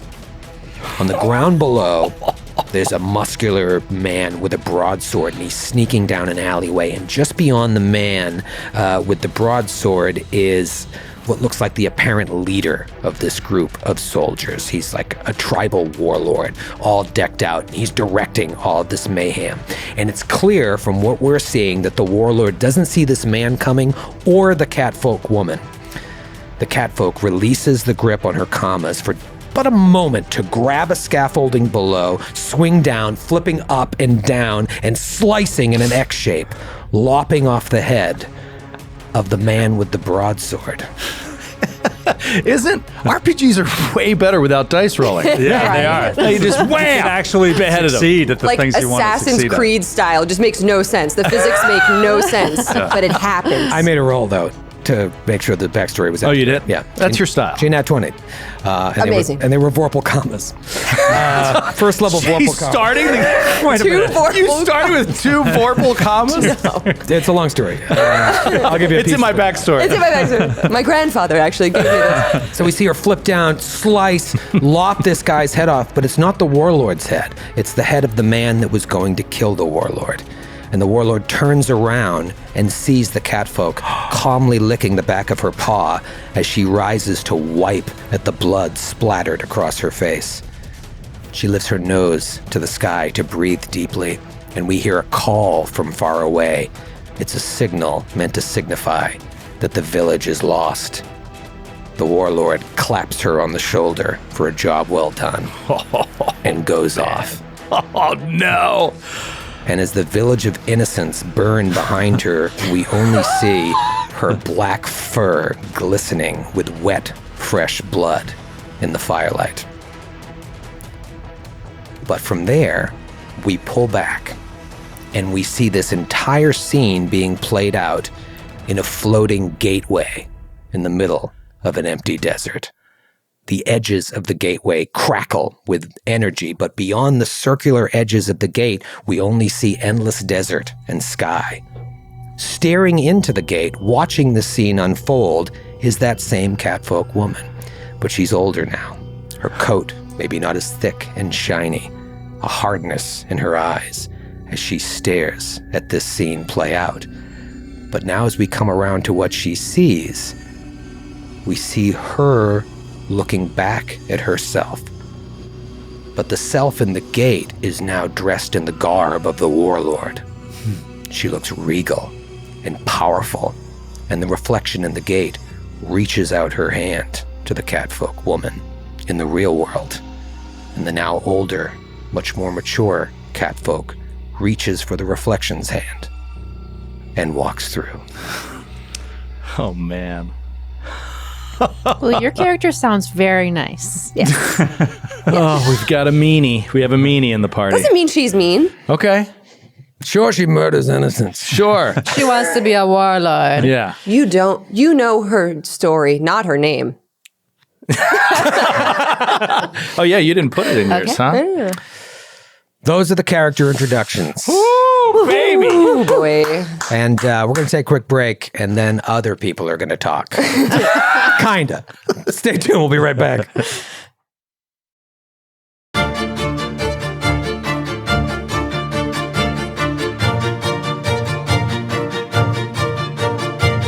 Saint Michael brings out his holy sword, places his heel upon the neck of the serpent. For now, the hour is struck, the trumpet has been sounded, the dead shall walk again. The serpent comes, but upon all of them he shall place the mark of the beast.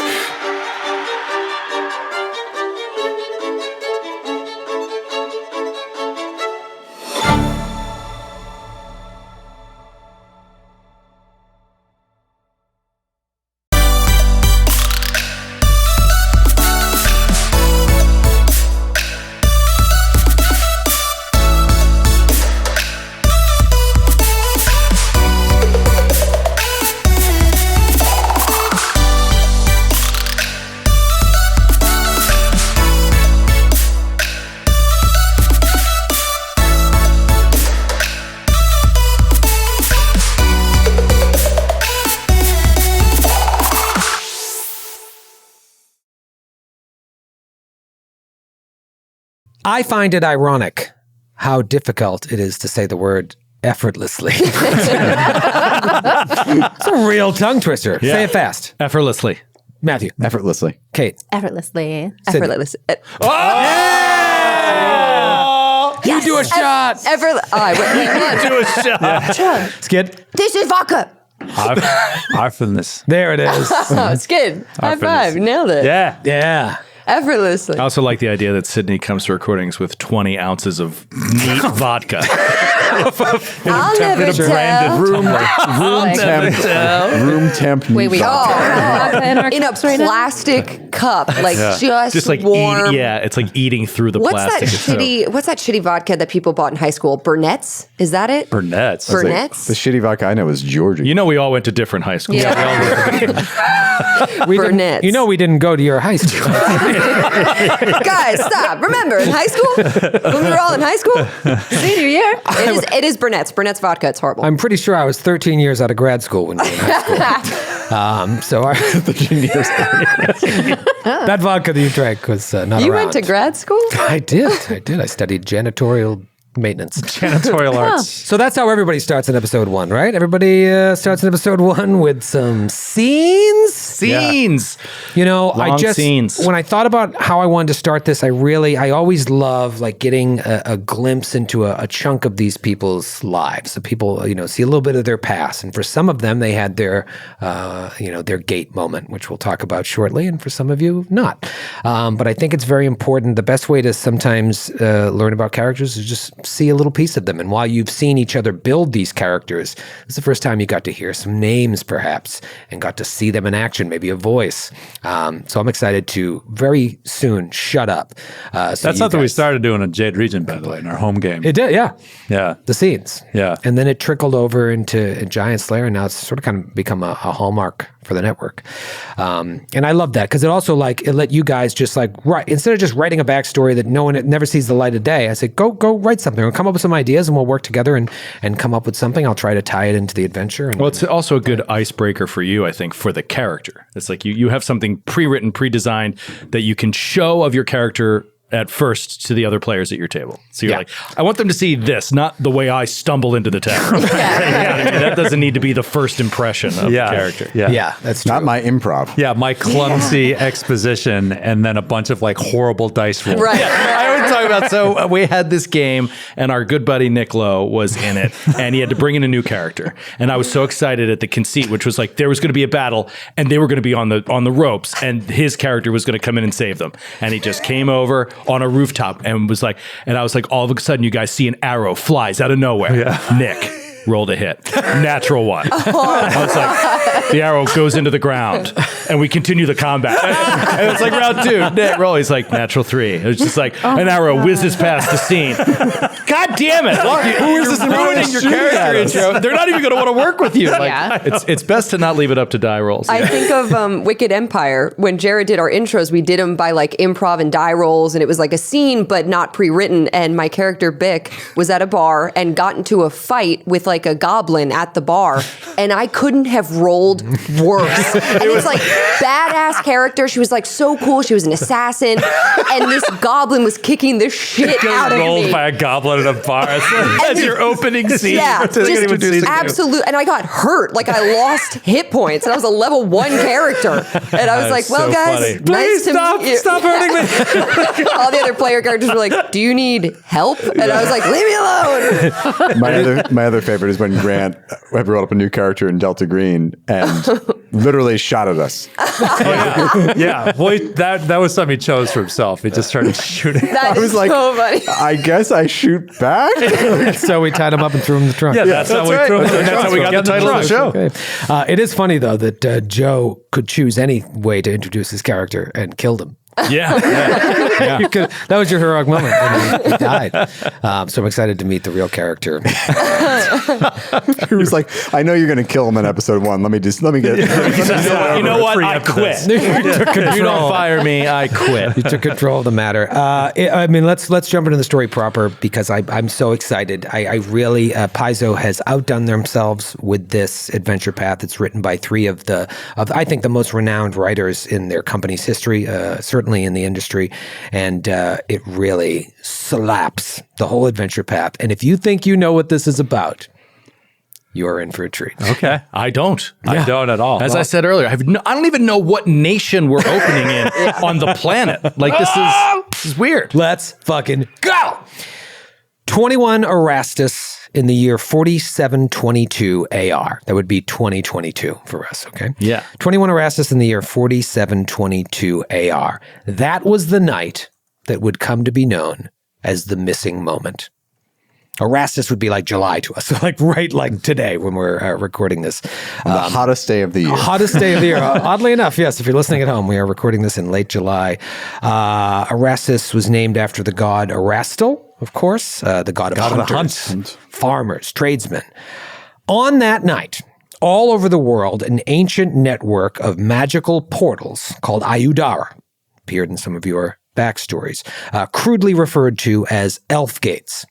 These Ayudara came alive and beguiled all those nearby into stepping through. Now, these Ayudara have appeared all over Galarian for centuries, just simple stone arches, remnants of a time long past. And before the night of the missing moment, the only way any of them could be activated was with a specific key that would open the gate to somewhere else on the material plane. Kind of like a teleportation portal, basically. But most Ayudara and their keys have been lost. So up until the night of the missing moment, only a few functional gates remained in the world. And unless you were the key bearer or knew the key bearer, there was no way of activating them. But on the night of the missing moment, as far as the stories go, all of them in the world came alive. And anyone in the vicinity of those gates was compelled to walk through. Those who returned did so minutes later, hours later, days later, and all with no memory of what happened on the other side. And some never returned at all. So far as they're aware, one moment they were stepping into the portal, and the next, like seconds later, they were stepping back out, only to discover that they had been gone, in fact, for minutes, hours, or in some cases, much longer. Most who did return, though, returned changed in some way. Some would return with obvious signs of distress from whatever happened to them on the other side of this gate. Maybe a scar they didn't have before. Maybe their hair was a different color or a different hue. Others would return with practically nothing to show for their trip, except for one thing every single one of these gatewalkers shared in common: a brand somewhere on their flesh, usually on the back of their neck. And all of these brands are identical. It's a brand made up of thick lines set into the skin, almost like a tattoo, depicting, almost looks like a mountaintop highlighted by 4 stars floating above it. In the wake of their strange paranormal experience, those who returned also began to manifest unexplainable supernatural powers: telekinesis, levitation, regeneration. And as I just alluded to, these people would come to be known as Gatewalkers. The months since the night of the missing moment haven't been quiet. In the Ustalavic town of Lepestadt, a consortium of Gatewalkers have gathered under the leadership of a scientist and fellow Gatewalker by the name of Dr. Edward Riddleson, E-T-W-A-R-D, Riddleson, R-I-T-A-L-S-O-N. Gatewalkers the world over have a burning desire to know what happened to them when they walked through that gate, and Dr. Riddleson hopes that by bringing all of these paranormalists together, they can solve the mystery of what happened to them on that fated summer night. Each of you has joined this paranormal investigation group, which the doctor calls the Illuminated Consortium of EPOPs. And for our purpose, if you Google EPOPs, it means those instructed in the ways of a secret system. So you belong to this, the Illuminated Consortium of EPOPs.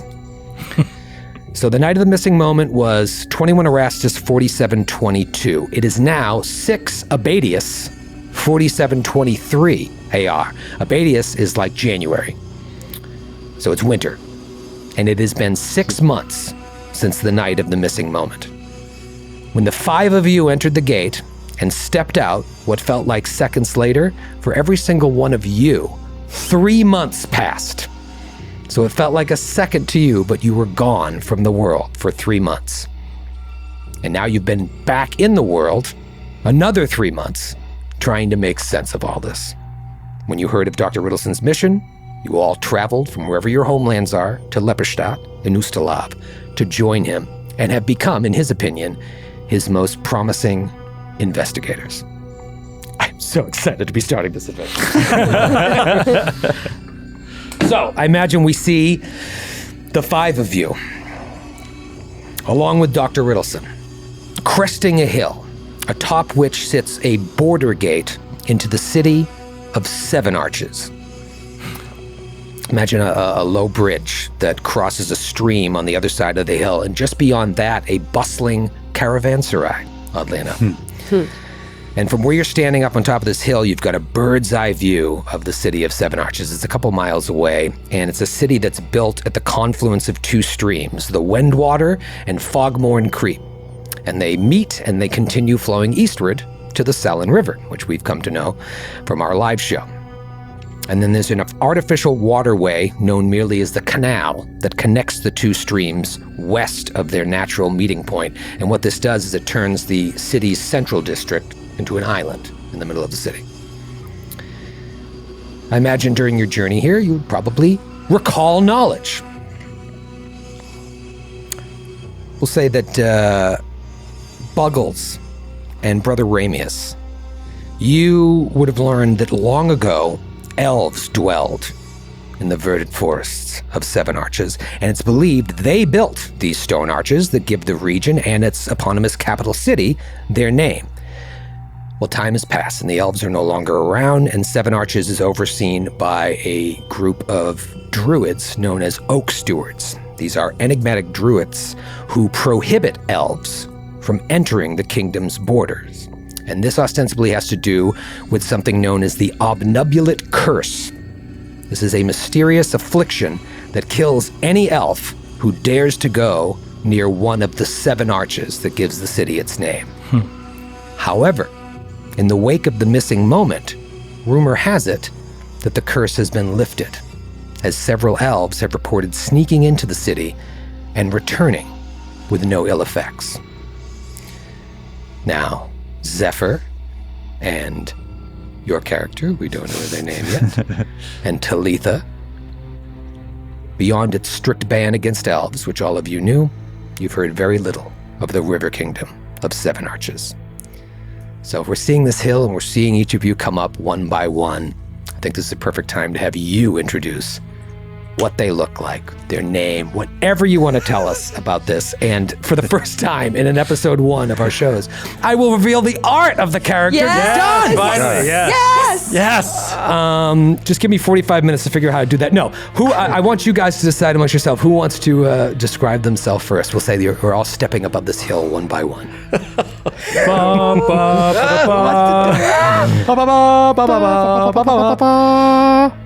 Not me. Sydney? Do you want me to go first? Well, we don't know your name. We don't know your name. I will go first. Oh, I'm so nervous. Okay. Okay, so you see cresting this hill, again, you saw it in the flashback, this silhouette of a slender, short, 4'8" catfolk woman. And she's wearing like this kind of coppery breastplate.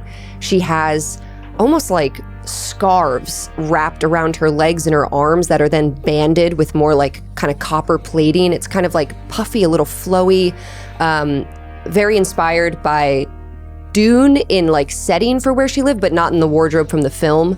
More inspired by like Aladdin for the wardrobe that she kind of has on. She has almost a belt that is beads and like bells, like it's jangly, and she has her commas are no more. That was in her past. She has a kopesh and a wakizashi in her back. Exotic. In her back. Like it. And then she falls face first into this. Light wounds. And my new character, That is where Wakazashi would be found. sticking from the holsters, her sheaths in her back. And she is a catfolk woman. She has black fur, piercings up her catfolk pointed ears. She has like white though around her eyes, her cat markings. She has almost, it's like white eyeliner around her eyes, making her yellow eyes just like pop out at you when you see her up close. She's a little like hard to look at, like very angular. Like Joe. Yeah. At least Joe. Hard to look at. Not the angular part. Does my white eyeliner bother you? Not the angular part. So rude. And I'm more of a curvy server. she's very used to walking in sand. So hiking up this more like almost wooded, I assume it's like wooded green. It's not a tree in sight. What's the topography? I'm kidding. It's River and the Kingdoms. climate. yeah, no, it's it's winter? This is a clearing that you're coming up on, but yeah, there's trees around for sure. Yeah. No, he said it's July. He said it's January. January. Oh, it's January. Is there snow on Good the note ground? taking. It's cold and It's the River snowed Kingdoms, recently. right? Yeah. So it's like pretty far north. So yeah. Okay, so she has like a scarf on too. So it's a kind of. blizzard. You can barely She's like see. fighting her way through 3 feet of snow. The audience can see her, This got very different in my mind. but none of you can. And because she's a cat, she's walking on top of that light, crunchy snow. She's not amazing. sinking in. It's funny because she's used to walking in sand and also presumably going to the bathroom in it. She just looks around at this snowfield and it's like, where am I going to pee? I want to be clear, it's not a lot of snow. Nightmare. She doesn't fall through the 4 feet of snow on the ground. Let's take a look at her here. Yes. Pull her up. You got a face said it? That's amazing. She Oh, is come on. dope. This. And her name, I took this, I had fun with her name. Her name is Daro do Lasa. Ooh. But most people call her Lucky because they have a really hard time with the catfolk tongue. And she's over telling people how to pronounce her name. So she goes by Lucky.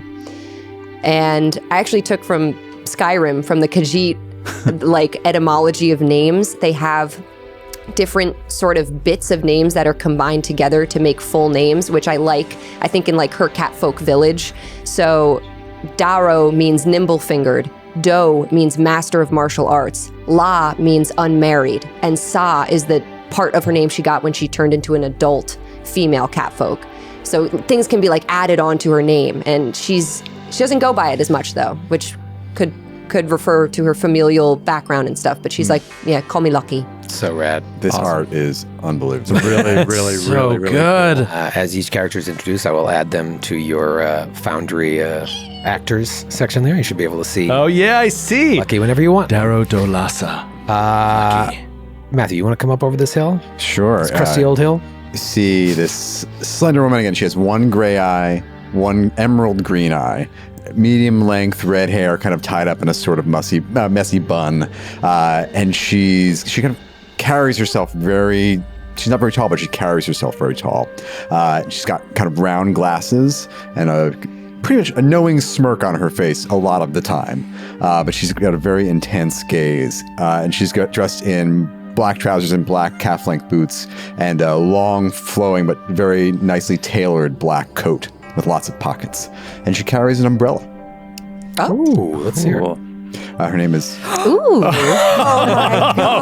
on. Oh no! Get out of town! Oh, my gosh. She's perfect. Man, how can you see that and not... yeah.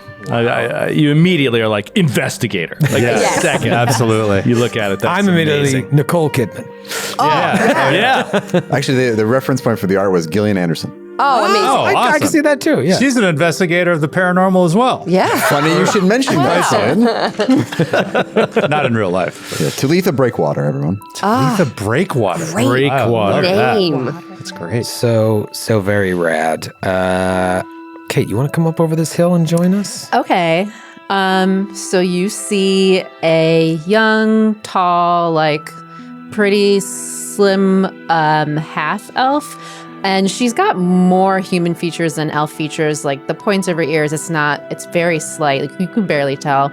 But she's got long dark hair. She's got like a full sleeve of tattoos that are like, what are those? Like those mathematical shape names? Fractals. Like not Geometric shapes. Square. Triangles. Were you trying to Parallelogram. Circle. Rhombus. rhombus? sacred geometry. Like type of tattooing Just on gonna her arm. Google sacred geometry. She's got like these burnt umber orange like hand wraps. She has a long bow. And yeah, she comes Check over the hill. this shit.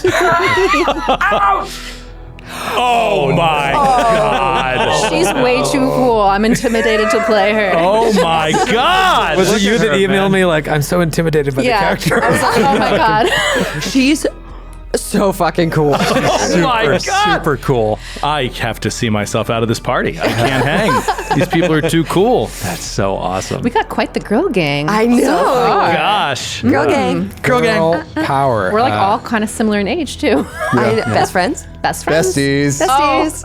Oh, no.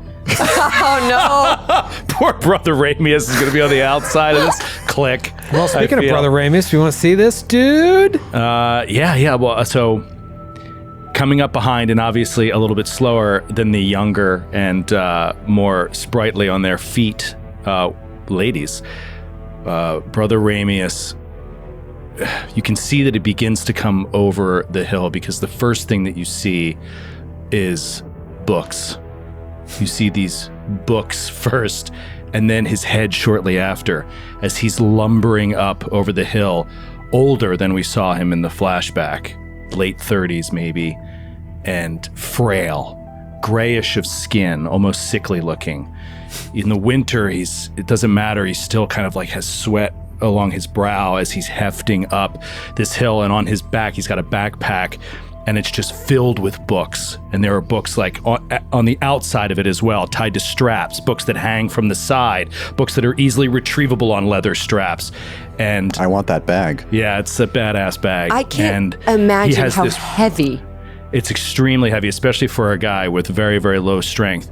But this is his faith, and he comes up this hill and overlooks 7 arches. He wears a gray robe that I would imagine right now he's got the hood pulled up over a heavy, thick cotton robe that would protect him from the cold. But his feet still just have sandals on them, despite the weather.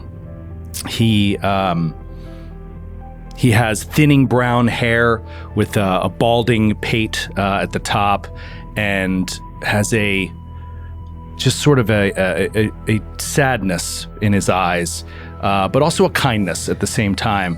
And he walks up over the hill behind you all and is just trying to keep pace. So, yeah. Might be my favorite piece of art we've ever had done. Oh, Is that not? dude. I definitely want this bag. It holds the books up for you. Yeah. You can Cool. read as you walk? Yep. And you can just drop if you need to, and Oh they my hang by your gosh. side. Oh, he's magically lifting them. Yeah, right now. In that moment, yeah. This is magically so- lifting them. So cool. Yeah, it's an amazing piece of art. So thank you really so much to the artists. Yes. I love Shout it. out to Matt Forsyth, friend of the pod, friend of the Naish. You would also, Unbelievable artist. Unbelievable. You would also see the medallion hanging around the center. It's a wooden, simple, light medallion, but it's rather large, and it has 4 books, one to the north, east, west, and south, that all kind of are opened and pointing in toward each other. And it is the holy symbol of Gruhasta, the keeper, which I mentioned in character creation, who is a deity, a Vudrani deity of enlightenment and education and learning. So books are very, very important to him. And you might notice that some of the books still to this day have like burnt edges, some of them around the outside. Don't fear the keeper. Skid, introduce us to your character, please. So, bringing up the rear, you see cresting the hill, sort of waddling, is this little 3'5" goblin. He's wearing buckskin leggings and this brocaded silk burgundy vest that's like was super fancy at one point, but looks like it's been almost worn through in some places. He's wearing footwear that's like also made out of leather, and it's like stitched in with all of these like colorful beads like all over it. And he's wearing this oiled blue-black leather cloak over him that covers almost his entire face. He almost looks like a Jawa or one of those little wizard things from Final Fantasy. And and he's just waddling. You see this little sort of like thin-lipped, determined smile as he comes over the hill, just like kind of waddling behind his colleagues. And here he is. Oh my gosh. Amazing. Kate, did you just say I love him? His mouth. I know.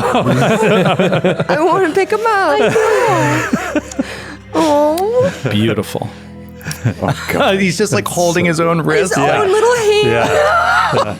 Oh my gosh. So good. How old is Oh he? yeah. He's 12. Is that young or old? Adult. That's Oh, he's an adult. That's a young adult. Okay. Yeah. Like equivalent of 18 for a human. Oh, okay. So he's young. He's young. He's very young. Yeah. We're all young, except for Brother Ramius. Yeah. Who also isn't very old. He's in his Yeah. 30s, but yeah, comparatively. Ancient. Yeah, he would seem ancient to the rest of the crew. All the Wait, girls. how your character, 20s? Like 24. Okay. Yeah. Wow, so And I I'm didn't like- realize the young party. She's 25, which is about 24 in like human years. Awesome. Well, there you all come up over the hill with Dr. Riddleson, Brother Ramius. Oh, and Dr. Riddleson's with us. He's with you, yeah. Brother Ramius, Buggles, Lucky, Talitha, and Zephyr. Amazing names. Crest the hill with Dr. Riddleson, and he reaches the top. Maybe he's a little bit out of breath, and he sighs and uses a black handkerchief to mop sweat from his age-spotted forehead. And he says, I fear this is as far as I accompany you. I have matters to attend to farther east. And he looks at each of you and smiles fondly. He says, I have no doubt you can handle this investigation yourselves. Of all my field researchers, I believe you show the greatest promise for uncovering the secrets of this hidden world. Now, I need not remind you of the importance of your mission. And he points to the runes emblazoned across his throat. Maybe like, was that Eastern Promise with Viggo Mortensen? Oh, yeah. Obviously, it doesn't have the Russian gang symbol, but he like shows you like this, and it's the same. I got to fight him naked in a bathhouse. That's episode 2. He shows you that, and it's the mark that all of you have as well. Might not be on your throat, might be on your neck, back of your neck, whatever. And he says, 3 months ago, we embarked upon a mystery. All across the world, these elven teleportation gates, these Ayudara, burst with light and lured people like us in with visions of our greatest desires. We, Gatewalkers, as they call us, may have returned from the sojourn, bearing fascinating new abilities. We all, however, remain ignorant of what befell us on the other side of those doorways, how we came to be marked with this unknown sign, or what may have happened to those who did not return. He laughs to himself. It's like in every university and seminary, scholars are ransacking their libraries to understand this missing moment. Yet I believe that that you will succeed where they all fail. For our quest into the paranormal is not merely academic, it's personal. Toward that end, I give you my most promising lead. 7 Arches. And the city's right there, you see it. For centuries, any elf who approached the city's infamous 7 Arches has been subject to a terrible curse. Yet on the night of the missing moment, the curse was somehow lifted. We need to know why. Unlike most of the world, 7 Arches was known to have active Ayudara in place before that fateful night, so they no doubt hold some of the answers we seek, and moreover present a prime research opportunity to study the portals in person. And that is where you come in. To help, I've arranged for you to meet with an old associate of mine by the name of Fayanara Karalestri. She claims to have crucial information about the Arches. Ah, yes, I believe that's her. He looks off into the distance towards the caravanserai. Yes, I believe that's her making her way to us now. And he points towards the caravanserai, which is like beyond the stream and the little bridge. And you see a female, what looks like a wood elf, wearing traveling leathers and a backpack overflowing with scrolls, waves from the edge of the caravanserai and starts to make her way up the hill. He says, I will leave you in her very capable hands. Before she aids us, you will need to help her in her research. That's part of the deal, you could say, that I made with her. Now, before I take my leave, do you have any questions that I can answer? No? Good, I'll ask you. Oh, it's too late! When we are done, where should we find you? How may we contact you? That's a good question. Well, I suppose if you can find a secure way to get a message to me, that would be grand. Otherwise, we'll have to wait until both of our investigations have concluded, and we'll meet back in Lepidstadt. We don't want anyone to intercept a message and steal our thunder, the thunder of our discovery, as it were. What about the other research assistants? What are they doing during this time? They have their own projects they're working on. You're my only field agents right now. They're mostly poring over tomes, trying to find out of other places like 7 Arches with which they could study. I'm sure in time they will be ready to go out as well. But right now, you have proved to be the most ready. How discreet should we be? Our investigation. Very. The Oak Stewards are not to be trifled with. They are a peaceful people, but we cannot go in there weapons blazing to try and find out information. This is an academic research mission, but Fayanara will know more of the happenings here, though I doubt she has ever set foot in the city, as she is an elf. Okay. that what Bungle says? No. I think we want to maximize the amount of awkward silence before he leaves. Yeah. You're doing a wonderful job. Good luck on your mission, Dr. Riddleson. Oh, thank you. I'm sad to leave you, but I'm heading to a city called Urnjin. It's a city that's famous for half of it disappearing and reappearing at random intervals. It's been happening for decades, so it's perhaps unrelated to our present matter, but worth investigating all the same. You would ask me if we have information to share. Send it back to Leberstadt. Don't bother sending it to Urnjin. I don't want it to get into the wrong hands. I don't know how long I'll be there, but when your research concludes and mine, we will meet back in Ustalov. Very well. Great. No other questions about anything. This will be your last chance to talk to me, ever. What's your middle name? You know, I don't normally say this. It's Rufus.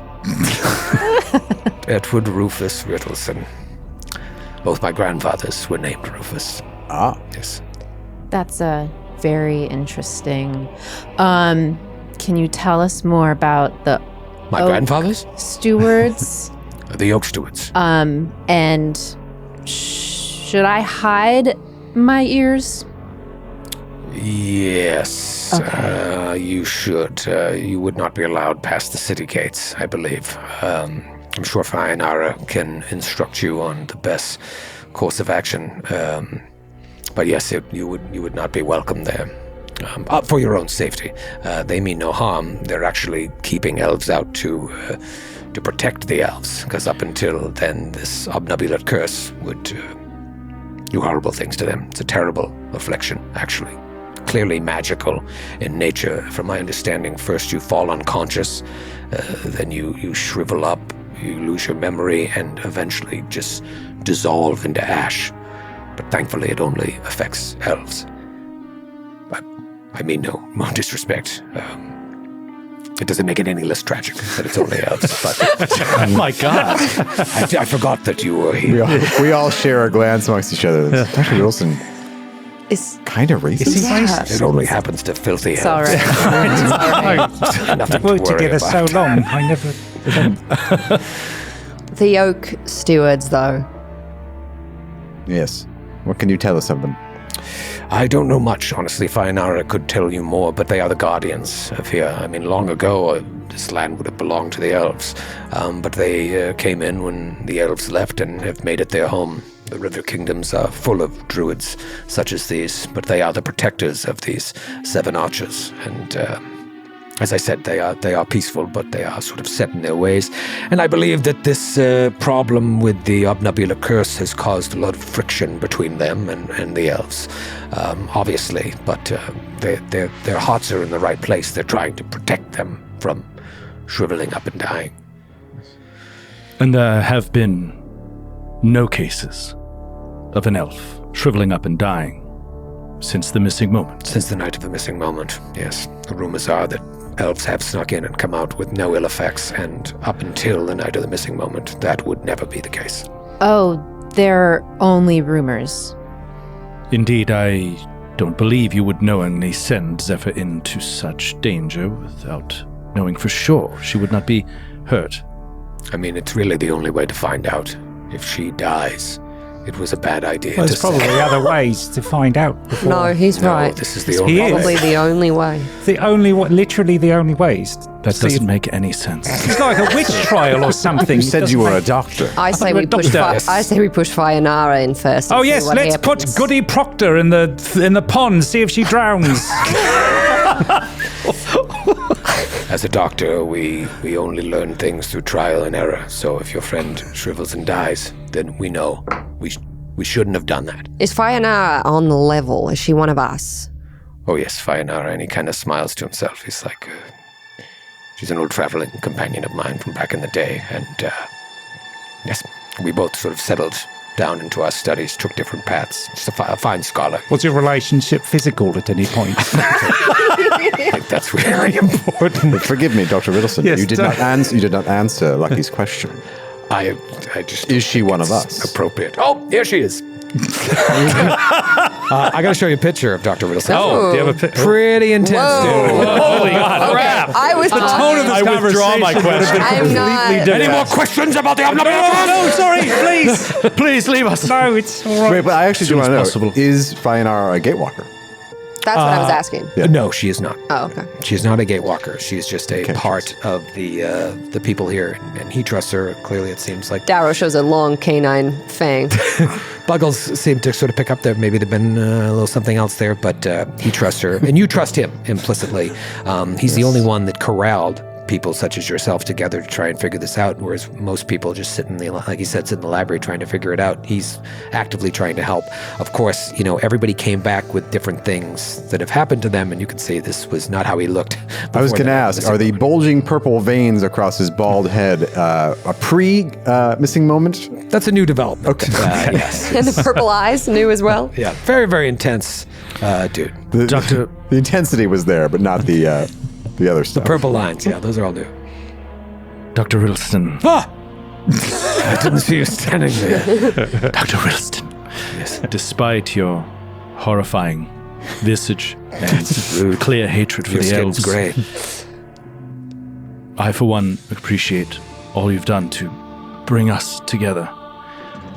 We were toiling in the dark for a long time, and I am heartened to see such strong companions help on this quest to find not only what happened to us, but perhaps find those who never returned.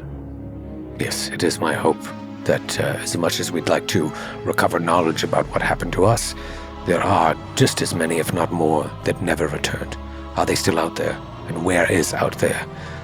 It is a just way to think about this. You see Talitha kind of like bristle when you say that. Do you presume that we are investigating within the city itself, speaking with the Oak Stewards and others that live in proximity to the arches? Or do you presume that we are passing through the arches themselves? To be honest, I presume nothing. I will leave Fionara to tell you the best course of action. As I mentioned, you will need to aid her in sort of the quid pro quo deal that I've made with her.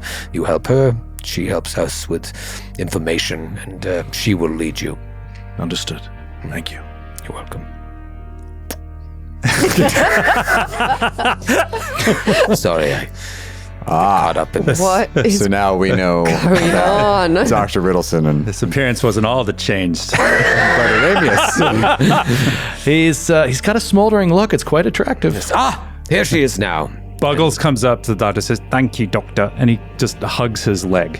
Oh Just my comes up, god, gives his it's leg a big adorable. Oh, and he Kate is barely containing it. Sydney loves it. Darrow doesn't give a shit about it. he strokes your head, his hand going over your clipped ears, right? Yeah, that's the other thing. He doesn't have the goblin ears. Oh, He's like, oh, please, the thanks is all mine. We are all in this together. Good luck. And he sees Fionara, and he approaches her with a big smile, and they embrace. It lingers for a little bit. There's clearly a familiarity there between them. Maybe even... we knew it. I knew it. I knew it. when you hug and then you come back and you hold the elbows of the other person. They're doing that. And then you start kissing him. But they're on good terms. you start kissing their elbows. You know when they hug and then they start Frenching? It's really uncomfortable. They start making out. They're French. You know that when you The traditional elven greeting of just making out with See an old buddy from college. you start necking. She turns to Zephyr. Is that what we do. That's not what. No. That's not normal. I've never done that. It's just been so long You've since we've never seen done each that. other. No. Never done that. No. Period. I swore I read that in a Wait, book. Not as- what? Not as No, a no, I that's- think But how long has it been? What? Never been kissed. Here's Fionara. Oh, wow. Oh, wow. Oh wait. She's got some Okay. glowing Oh, orange okay. eyes. She's We thought we looked cool. right. Everybody looks insane. I'm going to need you to reboot like every one of your descriptions of the NPCs before you show the art, because not what I was picturing when she went like this from the caravanserai. And she was you're like, oh yeah, she's got a bag Yeah. full of books. I was picturing another nerd. yeah. Just like Brother a Amos. nerdy. I wasn't picturing an Overwatch character.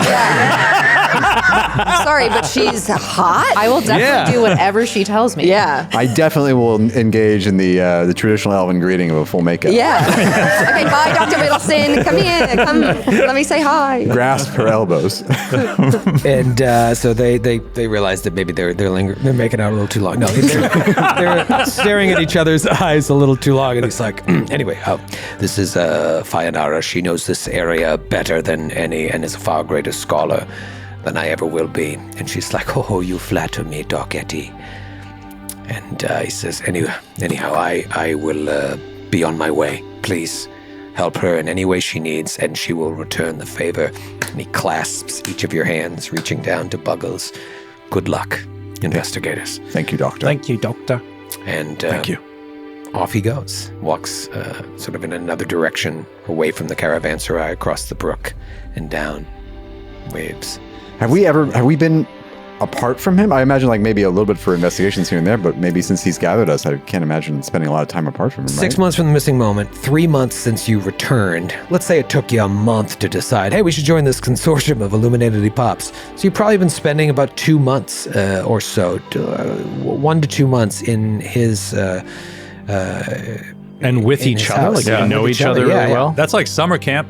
Yeah, and you would have had to been around each other for a bit, because if he decided that you were the best ones, you didn't show up a day ago and he's like, yeah, and you're the best one too, come on. Like you've been hanging out, he knows, he's been watching your research, and he trusts you enough to give you his most promising lead. So he leaves. She watches him walk away, and she's just very wistful. She's like, Doc Eddie, he's still a bit of a cracked nut, isn't he? But he's a brilliant theorist. How long have you been working with him? 2 months. 3 give or take. days. I need to know the exact amount of time. 2 months. 57 2 months. 57 days. 1 day, and I suppose 16 hours. So around 2 months. Good. Well, as I told Doc Etty, I have some information that I think will prove useful to this investigation that he mentioned. But if you want it, I do need help with my own research first, and honestly, it may help you in what you search for. I'm sorry. Yes. You're deliberately withholding information, important information. Yes and no. It's sort of the deal that I made with Doc Etty. As you see, I cannot enter the city of Seven Arches. And now I know that the curse has been lifted, but still I do not trust it. And so I need people to help me. And trust me when I say this information will invariably help you. But if I mean, will is it help safe us, for our friend? There seems to be some question. Yeah. Is the deal going sounds like to a be contractor.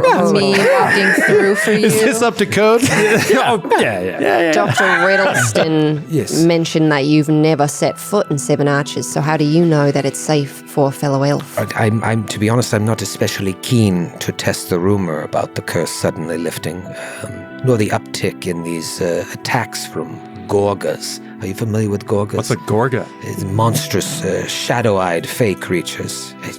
What can I say? I'm a reader and a writer, not an adventurer. But I have every reason to believe the curse may very well be lifted.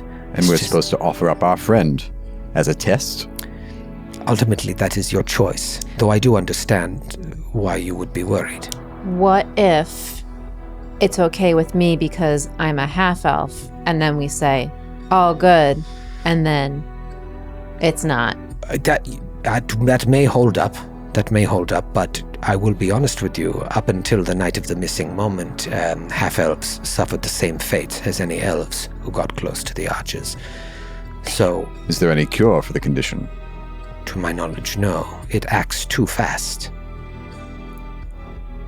I No. leave it to you. No cure for being turned to ash, you say? No, no. It is most unfortunate, but if the rumors are true, you should be fine. There are some within the caravanserai that claimed, elves and half-elves, to have gone in and come out since the night. They did not fear the obnubilant curse. But I leave it to you to decide whether or not you think it's worth risking. Can you point us out to one of them so we can talk to one of them? Absolutely, we will pass the caravanserai. I could let you speak to one of them. That would be As we're great. walking in that direction, tell me more about these Gorgas. It's just there are many Fae that live in the river kingdoms, and Gorgas, it's not out of the ordinary for them to attack at night. But there has been a lot of attacks from these creatures as of late, and we do not know why, whether it's related to what's going on or not. I know not. But I mention it to say that, figuring out what's happening here is of the utmost importance, because if it is related, it would be nice to be able to sleep soundly without worrying about these horrible shadow beasts. Let me tell you this theory that I would like to test. Seven Arches is supposedly named for this cluster of 7 Ayudara in the middle of the city. Well, I have been going through old records, and I've reason to believe that those arches are fake. Decoys to draw attention away from the real arches. But if I want to publish my findings, I need proof. And she reaches into her bag and pulls out this foot-long glass tube with a cluster of hollow bulbs at the end. Almost looks like a mace, but it's made out of glass. And she says, "This is an aura recorder that I have keyed specifically to Ayudara. When you pass it through an Ayudara, it will record the gate's magical signature. I would like you to go to the town center and then use this to read the aura of one of the gates there.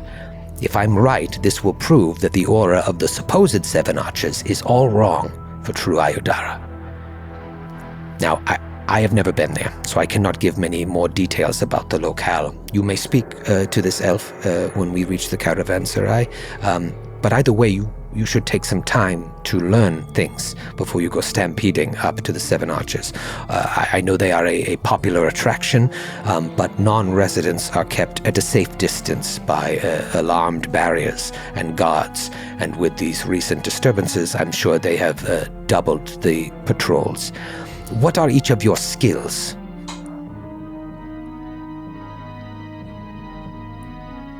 Is Buggles You'll be just fine. nodding? Just nodding. So I'm great just, when we don't have a leader to the party. It's yet. so cute. yeah. We have a varied set of skills. Explain. We each have a very special set of skills that we bring in combination. We are a team not to be trifled with. I can't think of a better way for you to have collectively answered my question. When I said, what are each of your skills? I have a very particular set of skills. Ah, yes. She's a cat. Stop pooping in the snow. I don't know if you noticed. I'm a cat. I did not.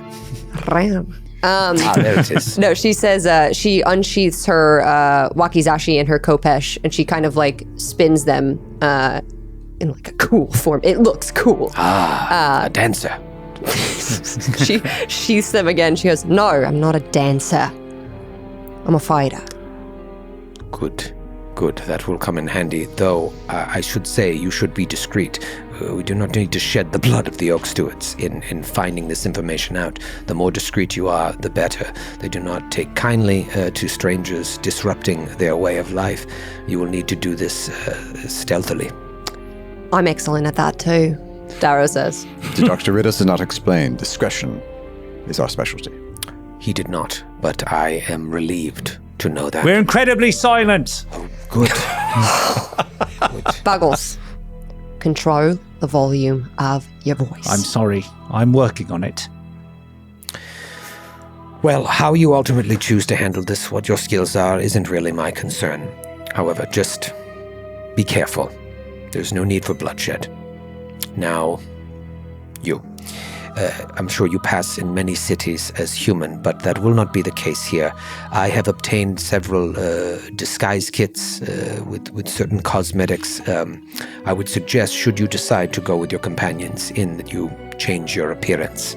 And if any of you are known in the area or wish to remain anonymous, I have plenty of kits here for you to do the same. It is your choice. Who wants a Halloween mask? Me. All right, here, you take Thanks. one. Anyone? I take one that looks like a cat. Yeah. Okay, awkward. Talitha will take one as well. There you are, madam. No, thank you. I will go as I am. Okay, and Do you have Aquaman? let me check. I do not. Mighty Mouse? No. Whatever you have left. I actually ran out. All I right, don't know then what that's I was fine. looking through. Good luck. You make an excellent Mighty Mouse. I think so. Another question. Yes. The magical stick, which you wish us to pass The through. aura recorder. The aura recorder. Yes. Do you believe one pass through a single gate will suffice? Or must it pass through all of them? I believe one gate should suffice. If one is a decoy, I would believe all of them are. How long does the test take? A second? Or must it spend time through the gate? Probably 6 to 18 seconds, if I were to just guess. Please. Please stop doing that. Practicing. This is not the Warming up. motion that I assume. It's I would making me move it very- like this if it was me. Yeah, if it was me, I'd do like this. Brother Rainus, 6 to 18 seconds, huh? Perfect. Yes. So approximately 1d3 You know rounds. 6 to 18. Okay, gotta go really slow. All right, it seems like you're ready to do this. Do you have any contacts within the city that we may call upon? Do this, and we will discuss further. But Can I roll some sort of? Can I roll a perception or a society check to see like what kind of thing? What's she holding back? Is she trying to? a sensible mode? I want Yeah. to do that as well. Okay, you guys roll it. Should I roll? What do you think? Society or perception? Perception. Okay. To try and set. First dice roll. Yeah. Ooh, first one of the path. First one. 15 perception. Okay. Ooh. 22 perception. I got a 21. Okay. Yeah, you honestly believe that she's not using you. She wants this is the deal. It is not strange to trade in information. Yes. But she's not holding anything back as far as we can tell. Well, she told us straight up that she was. But it doesn't seem like she's holding anything back that would be Might harm information you. that Okay. would harm you. Yeah. Yeah. Okay. She's just keeping her cards close to her vest. All right. Here is that elf. This is Felwyn. Felwyn, would you? They're nervous about the whole obnubulate curse and whatnot. Could you assuage their fears? And Felwyn says, "Yes, of course. Who is? You must be the most worried." Right here. Yes, I went there with a couple of my friends the other night, and we're all still alive. And we went right up to the city center to test it. So, how did you get close? The gates are in the city center.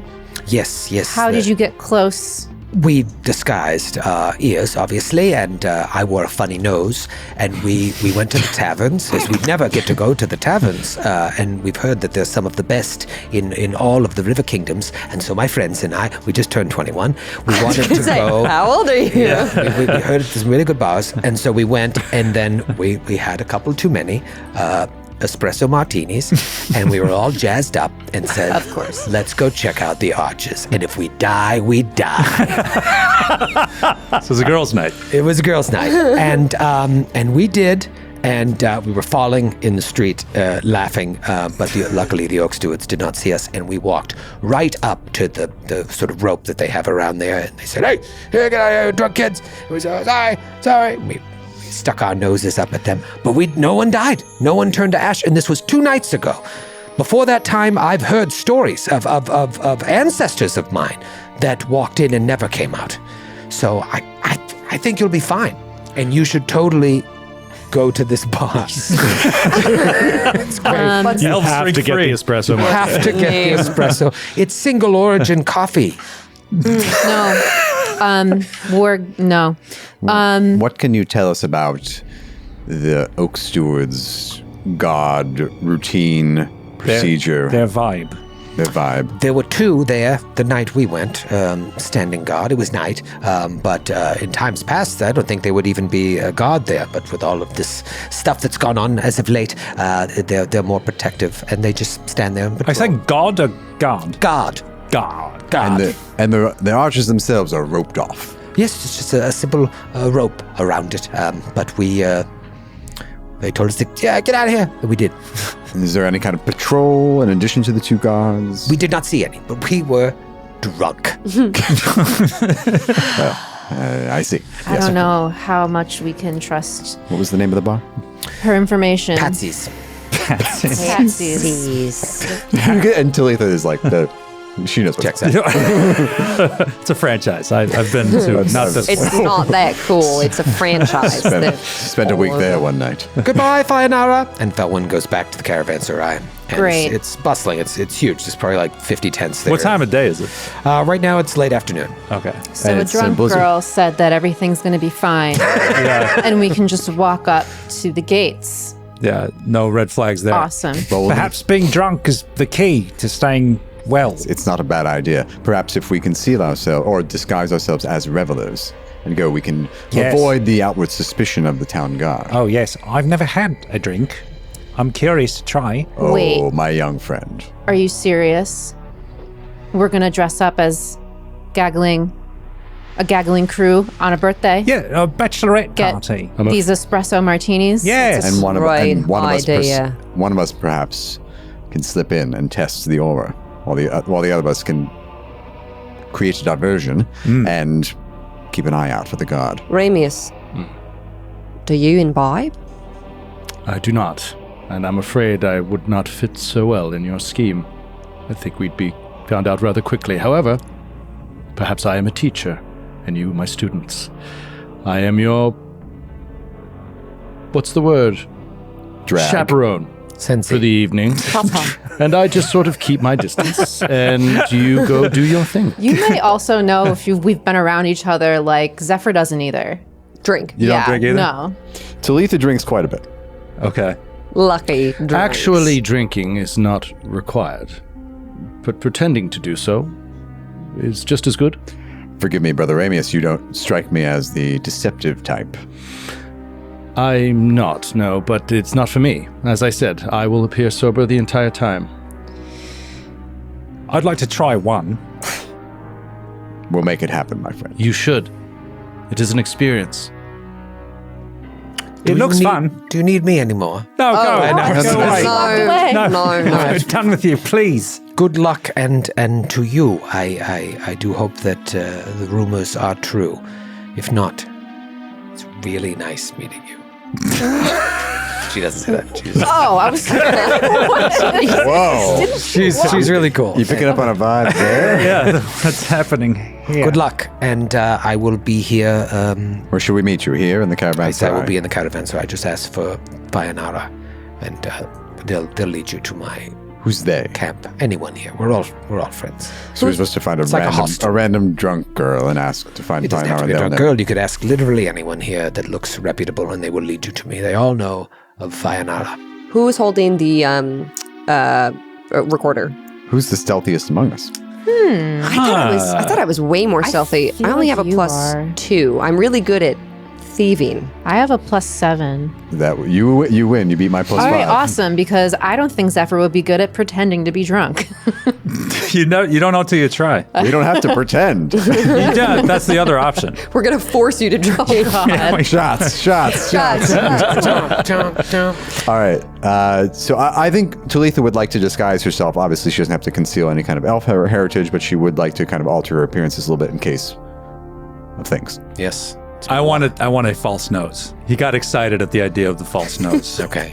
They give you a clown nose. Yeah, puts one on. I think Lucky paints her fur. She can't change that she's a catfolk, but I think instead of being black fur, she paints it to be like a rust orange. Just looks like a different catfolk. Oh, fun. And Talitha will dye her red hair black. Oh. We'll powder it so it's. We help each other. I dye your hair. You paint my back. I comb it in. We I paint comb my it back. into your fur. And you notice that Lucky has her Just for mark cats. is like on her stomach. It's almost like a stomach tattoo, and it just. Oh, her Gatewalker. Yeah. So when you help her paint her fur, it's just like her hair is gone. It's like a brand almost. You notice when you're working on Talitha's hair, it's on the back of her neck. Oh, she taps it. So your hair didn't grow back on your stomach after No. the thing? Didn't grow back. Cool. Very cool. And would you like our Like you assistance? guys are helping each other, like, oh yeah, let's paint our fur or whatever. And maybe Zephyr's off to the side, just like trying to put the ears on, like by herself, unless you invite her. Ramius will come up. Brother Ramius will come up to you and say, perhaps I could help. And he's going to say, Zephyr, I know that I've only known you for a short while, and in that time I know you to be strong of mind. with incredible instincts. If you feel that you should go, then you should go. And you will be fine. If you do not wish to go, none of us will look down on you. It is a great risk, but you take it and bear it alone. If you should be sick, I will do all I can to help you. She hears, like you say, and none of us will look down on you. And she's like, none of us will look down on you. I have to go. I feel like we need to go. Yeah. Excellent. Can you help me? Yes, I'll do my best. And he fumbles around with your ears and is terrible. And I think, should we also like leave our I'm like, we've got nothing in crafting. should we Untrained. take our, would it be weird if we have our weapons? We're travelers. No, Yeah. I'm not leaving my weapons behind. Yeah, the lands, these are dangerous lands. We'd be fools to leave our weapons behind. And also, we're passing through. We're not here for a long time, in case anyone asks. Also, before We're here for our night at Patsy's, and then we'll move on. We'll Yeah. move on. Also, before we leave the caravanserai, Brother Ramius is going to pull a book and look up these creatures. Oh, good Gorgon? idea. No. Gorga. If you can't remember, Gorga. Gorgas. Is it you a look nature up check? Gorgon and you don't find it. Is it a nature check? Yeah, it's a 'Cause they're knowledge fey? nature. I'll roll as well. Or recall knowledge nature. Oh, well, you can roll if you'd like. I don't know if you want us to roll. Yeah, let me look at your. I mean, she gave us quite a bit of information. Fey creatures, their She gave us name. nothing. Attack What's your it. She nature just said bonus? that they're around But and if you around have a more. book, Plus you can look 5 it for up. Talitha. +5 for Talitha, and what about It you, was flavor. I have to make a roll. O'Brien? Plus 7. +7. Okay. I'm talking about their abilities, their weaknesses, yeah. you know, that kind of stuff. Yes, they are creatures made of shadow and hunger, and they love to prey upon light-loving creatures. There are many different kinds of Gorgas that exist, and each embodies a different facet of the night's countless terrors. Jesus. first level. Yeah, Troy. what? You're trying We're to think first of level, this, yeah. and you're thinking, like, what do I know? Like, if we ever came across one of these, something that may help us in battle, you know that they are constantly surrounded by shifting shadows, and they can always hide in dim light or darkness. So you'll lose them constantly. There's been stories of travelers who come upon a Gorga in the woods at night, and it attacks them. They see them 1 second and it attacks them from behind a second later. And the few who survive will tell like the speed with which they move and disappear and reappear. What do they Imagine look him like? just like seeing this in a book, just like reading it by a candlelight. You might even see a sketch of one, and they kind of look like hounds until you get to the head, and the head just has these two giant eyes that look like shadowy pools. Ugh. Okay. How does one defend against the Gorga? You don't, says the book. And you're like, that's grim. They have no known I'm weaknesses. Like, we're still in the caravanserai. Maybe we can find someone who sells like glitter that we can throw on them if they attack us. The guy walking by, glitter! Get your glitter! Or the powder, but I just think glitter would be funner. And powder! Like, you guys have powder that you're painting your hair with. Thank you, sir. I'm out of my wares for the day. Hello! He walks away from you. In the disguise kit, maybe there's the powder of some sort. There would have to be. Yes, there's some cosmetic powder. I hand it to you. Okay, thanks. We'll take extra of this just in case. Throw it on him. Yeah. A little compact. Are we going to Seven Arches? We're going to Seven Arches. Yeah. Going to Seven Arches. Going to Patsy's. You leave the caravanserai.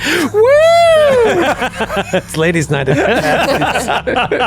it's ladies' night. Oh, we're getting in. And now our proportions are right. For once, with three this is great. females at a party. I gotta look up. What did they say? Abadia 6. Let's see if it's a Tuesday, because Tuesday is ladies' night at Patsy's. It's in the book. You had already crossed the brook, the little bridge there, and you leave the caravanserai, and you are looking down on this city, and you really have a good view of it, and you begin your descent into Seven Arches. I imagine Zephyr has to still feel uneasy about this. Sure, your ears are covered. Maybe they won't know that you're of elven descent, but that's the least of your concerns. Are you just going to wither up and die? And you start walking, and we just go across all of your faces until we rest on Brother Ramius's face. Kind of an odd duck in this group at the moment. And as you walk down and the afternoon starts to fade into early evening, you experience this feeling that all of us, I'm sure, have experienced from time to time, when like halfway through the day, you recall a dream that you had the night before. You're like, I remember I just had this dream. You have to like tell somebody. But I don't think you share this, because this dream washes over you in a very unsettling way. Once again, you're back at the Abbey, trying to undo that latch on the window as you're burning alive. You try to grab the chair once again to break through the glass, but you're too weak to even lift it. The dream is so real, you can still smell the burning flesh. Your burning flesh. But this time, right before the floor collapses and the darkness embraces you, you look out the window and you see a figure standing on the ground, looking up at you. And maybe you bang on the window, try and get their attention. Help. And it's just staring at you emotionlessly. It looks like a man, perhaps, wearing a fine coat, but he's also wearing some kind of mask that you can't make out. And you cry out in pain once again.